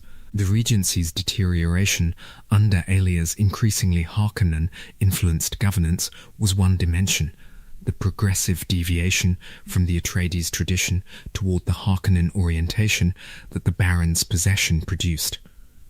The ecological crisis's approach was another dimension, the terraforming's progressive impact on the sandworm ecology, producing the spice production's initial decline. The political opposition's organization was a third dimension, the factions within the Imperium's institutional landscape whose interests the Regency's governance was failing to serve. The twins navigated the crisis with the prescient awareness their pre-born condition provided. Leto and Ganima could see the probability space, could perceive the crisis's trajectories, the consequences of the available responses, the paths through the political landscape that the crisis's resolution required. The navigation was conducted in the face of threats that included the conspiracy to assassinate the twins, the political actors whose assessment of their interests concluded that the twins' removal would serve those interests. The assassination attempt was partially successful. Leto was believed killed. The conspiracy's execution was convincing enough that the political landscape accepted Leto's death as real. The acceptance gave Leto the cover he needed for the transformation, the time and the freedom from observation that the sand-trout symbiosis's initiation required. Ganima's role was the role of the twin who remained visible, who maintained the Atreides' presence in the political landscape while her brother disappeared into the desert. Ganima navigated the Regency's deteriorating governance, the conspiracy's continuing operations, and the personal loss of the twin relationship's daily companionship with the resilience that the Atreides' heritage and the preborn awareness provided. The Farad'n dimension of the crisis was the dimension that connected the Corrino house to the crisis's resolution. Farad'n Corrino, Shaddaim's grandson, the Corrino heir, was the political actor whose marriage to Kanima would provide the dynastic resolution the crisis's aftermath required. Farad'n was trained by Jessica, the Bene Gesserit disciplines applied to the Corrino heir's development, producing a person whose capabilities exceeded what the Corrino institutional culture alone would have generated. The crisis resolved through Leto's assumption of governance. The young Atreides, transformed by the sand-trout symbiosis into the hybrid whose physical capabilities exceeded what the human form could have provided, assumed control of the Imperium from the failing Regency. Alia's fall, the jump from the Temple Tower, ended the Baron's posthumous governance and cleared the political landscape for Leto's governance to begin. The resolution was the transition from the messianic governance's institutional decay to the God Emperor's comprehensive management. The transition was not smooth, was not the orderly succession that the Corrino dynasty's institutional culture had refined across 10,000 years. The transition was traumatic, was produced by the crisis, the assassination attempt, the transformation, the fall, the assumption. The trauma was the cost of the transition's necessity, the price the political landscape paid for the governance's institutional deterioration's depth and the response's institutional comprehensiveness. The religion the saga constructed was the saga's most sustained examination of the relationship between faith and power, and the religion's trajectory across the timeline was one of the narrative's most consequential arcs. The Missionaria Protectiva was the religion's origin in the saga's documented events. The Bene Gesserit's missionary arm planted religious elements in susceptible populations, installed the legends, the prophecies, the mythological frameworks that would provide protection for Bene Gesserit operatives who might find themselves among the prepared populations. The planting was institutional, was conducted for the sisterhood's operational purposes rather than for the population's spiritual benefit. The religion was manufactured, the faith was engineered. The Fremen's reception of the manufactured religion was the saga's first examination of what happened when the engineering encountered the authentic. The Fremen took the planted legends and integrated them into their existing cultural and spiritual framework, transformed the Bene Gesserit's manufactured elements into components of a living religious tradition that the engineering had not anticipated. The Lisan al-Gaib prophecy, planted by the Missionaria Protectiva as an operational protection device, became the Fremen's messianic expectation, the cultural framework within which the Fremen organized their hope for a transformed future. Paul's arrival activated the engineered religion. His fit with the prophecy's elements, the off-world origin, the capabilities, the prescient perception, activated the messianic identification the engineering had prepared. The activation was effective. The Fremen's faith in the Lisan al-Gaib was as powerful as any natural religion's faith, despite the faith's engineered origins. The faith's power was the saga's demonstration that the engineering's origin did not reduce the faith's force, that manufactured religion, once accepted by the faithful, operated with the same intensity as any other faith. The jihad was the manufactured faith's most destructive expression. The religious fervor that the Missionaria Protectiva's engineering had prepared was deployed across the known universe as the motivating force of the most destructive war in human history. The engineered religion became the weapon, the instrument through which the Fremen's military capability was transformed from a defensive resource into an offensive force. The catalyst that converted the desert warrior's survival skills into the civilization's conquest capability. The Gesserit's calcification was the engineered religion's institutional maturation. The religious institution that managed the Imperium's spiritual life in the Muad'Dib's name became the institutional expression of the manufactured faith, the bureaucracy of belief, the administration of devotion, the organizational apparatus through which the messianic religion was maintained and transmitted. The Gesserit's institutional preservation of the faith was the faith's transformation from a living spiritual experience into an administered doctrine, the conversion of the desert people's passionate belief into the administrative system's managed observance. The God Emperor's management of religion was the saga's most comprehensive examination of the relationship between governance and faith. Leto II managed the religious dimension of the civilization with the same comprehensive authority he brought to every other dimension, subordinated the religious institutions to the governance's purposes, directed the spiritual life in accordance with the Golden Path's requirements, used the religious framework as a tool of the governance's comprehensive management. The management was theocratic in form and secular in content, was the governance of a ruler who held religious authority without religious faith, who administered the spiritual life without sharing it, who used the faith's institutional expression as a tool without being motivated by the faith's spiritual content. The management revealed the saga's argument about the relationship between religion and power. The person who controlled the religion was not the person who believed the religion.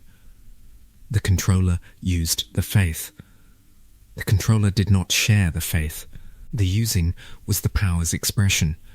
The not sharing was the power's condition. Each era of the timeline carried its own meaning, its own argument about the human condition, its own examination of the relationship between the individual and the institutional, its own assessment of the cost the species' survival exacted. The founding era's meaning was establishment, the demonstration that the post-catastrophe civilization could construct institutional frameworks sufficient for the governance of interstellar complexity. The era demonstrated capability.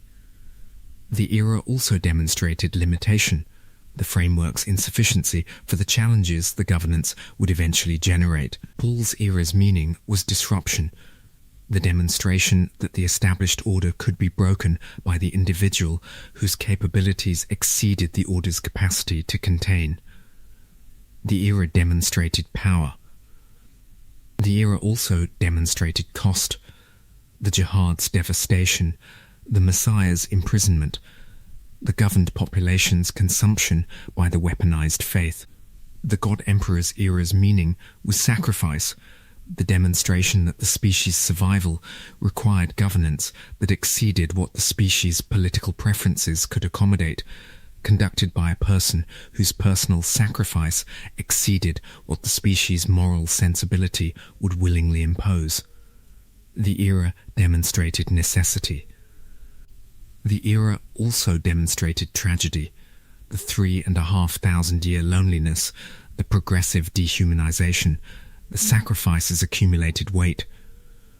The post-scattering era's meaning was consequence, the demonstration that every response generated the conditions for the next challenge, that every solution produced the problems the solution's designers had not anticipated.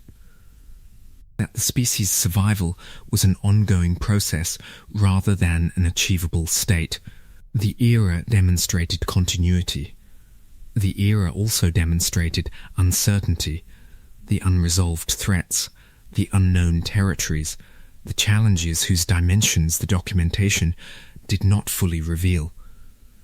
The timeline's collective meaning was the sum of the era's individual meanings.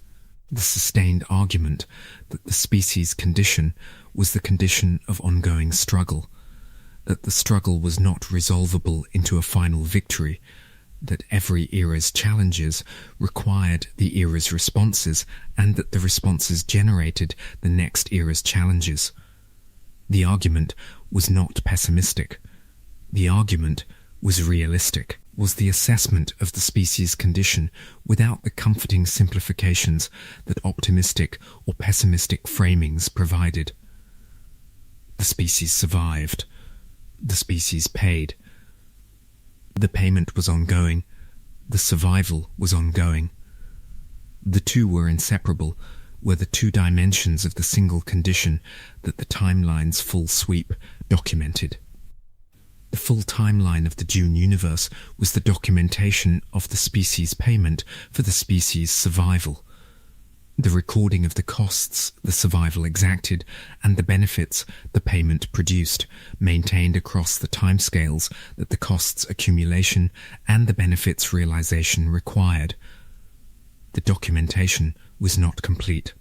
The saga's unresolved elements, the observers, the unknown threat, the no-ship's destination, the merger's future, were the documentation's acknowledgement that the species' story exceeded the documentation's capacity. The timeline continued beyond the documentation. The costs continued, the benefits continued, the survival continued. The story was not finished. The telling was finished. The distinction was the saga's final argument, the argument that the universe exceeded the narrative, that the species exceeded the saga, that the costs and the benefits exceeded the documentation's capacity to encompass them. The full timeline. The complete sweep. The story of the species. From the machine's destruction to the unknown's embrace, from the desert's first grain to the no-ship's last departure. The full timeline of the Dune universe.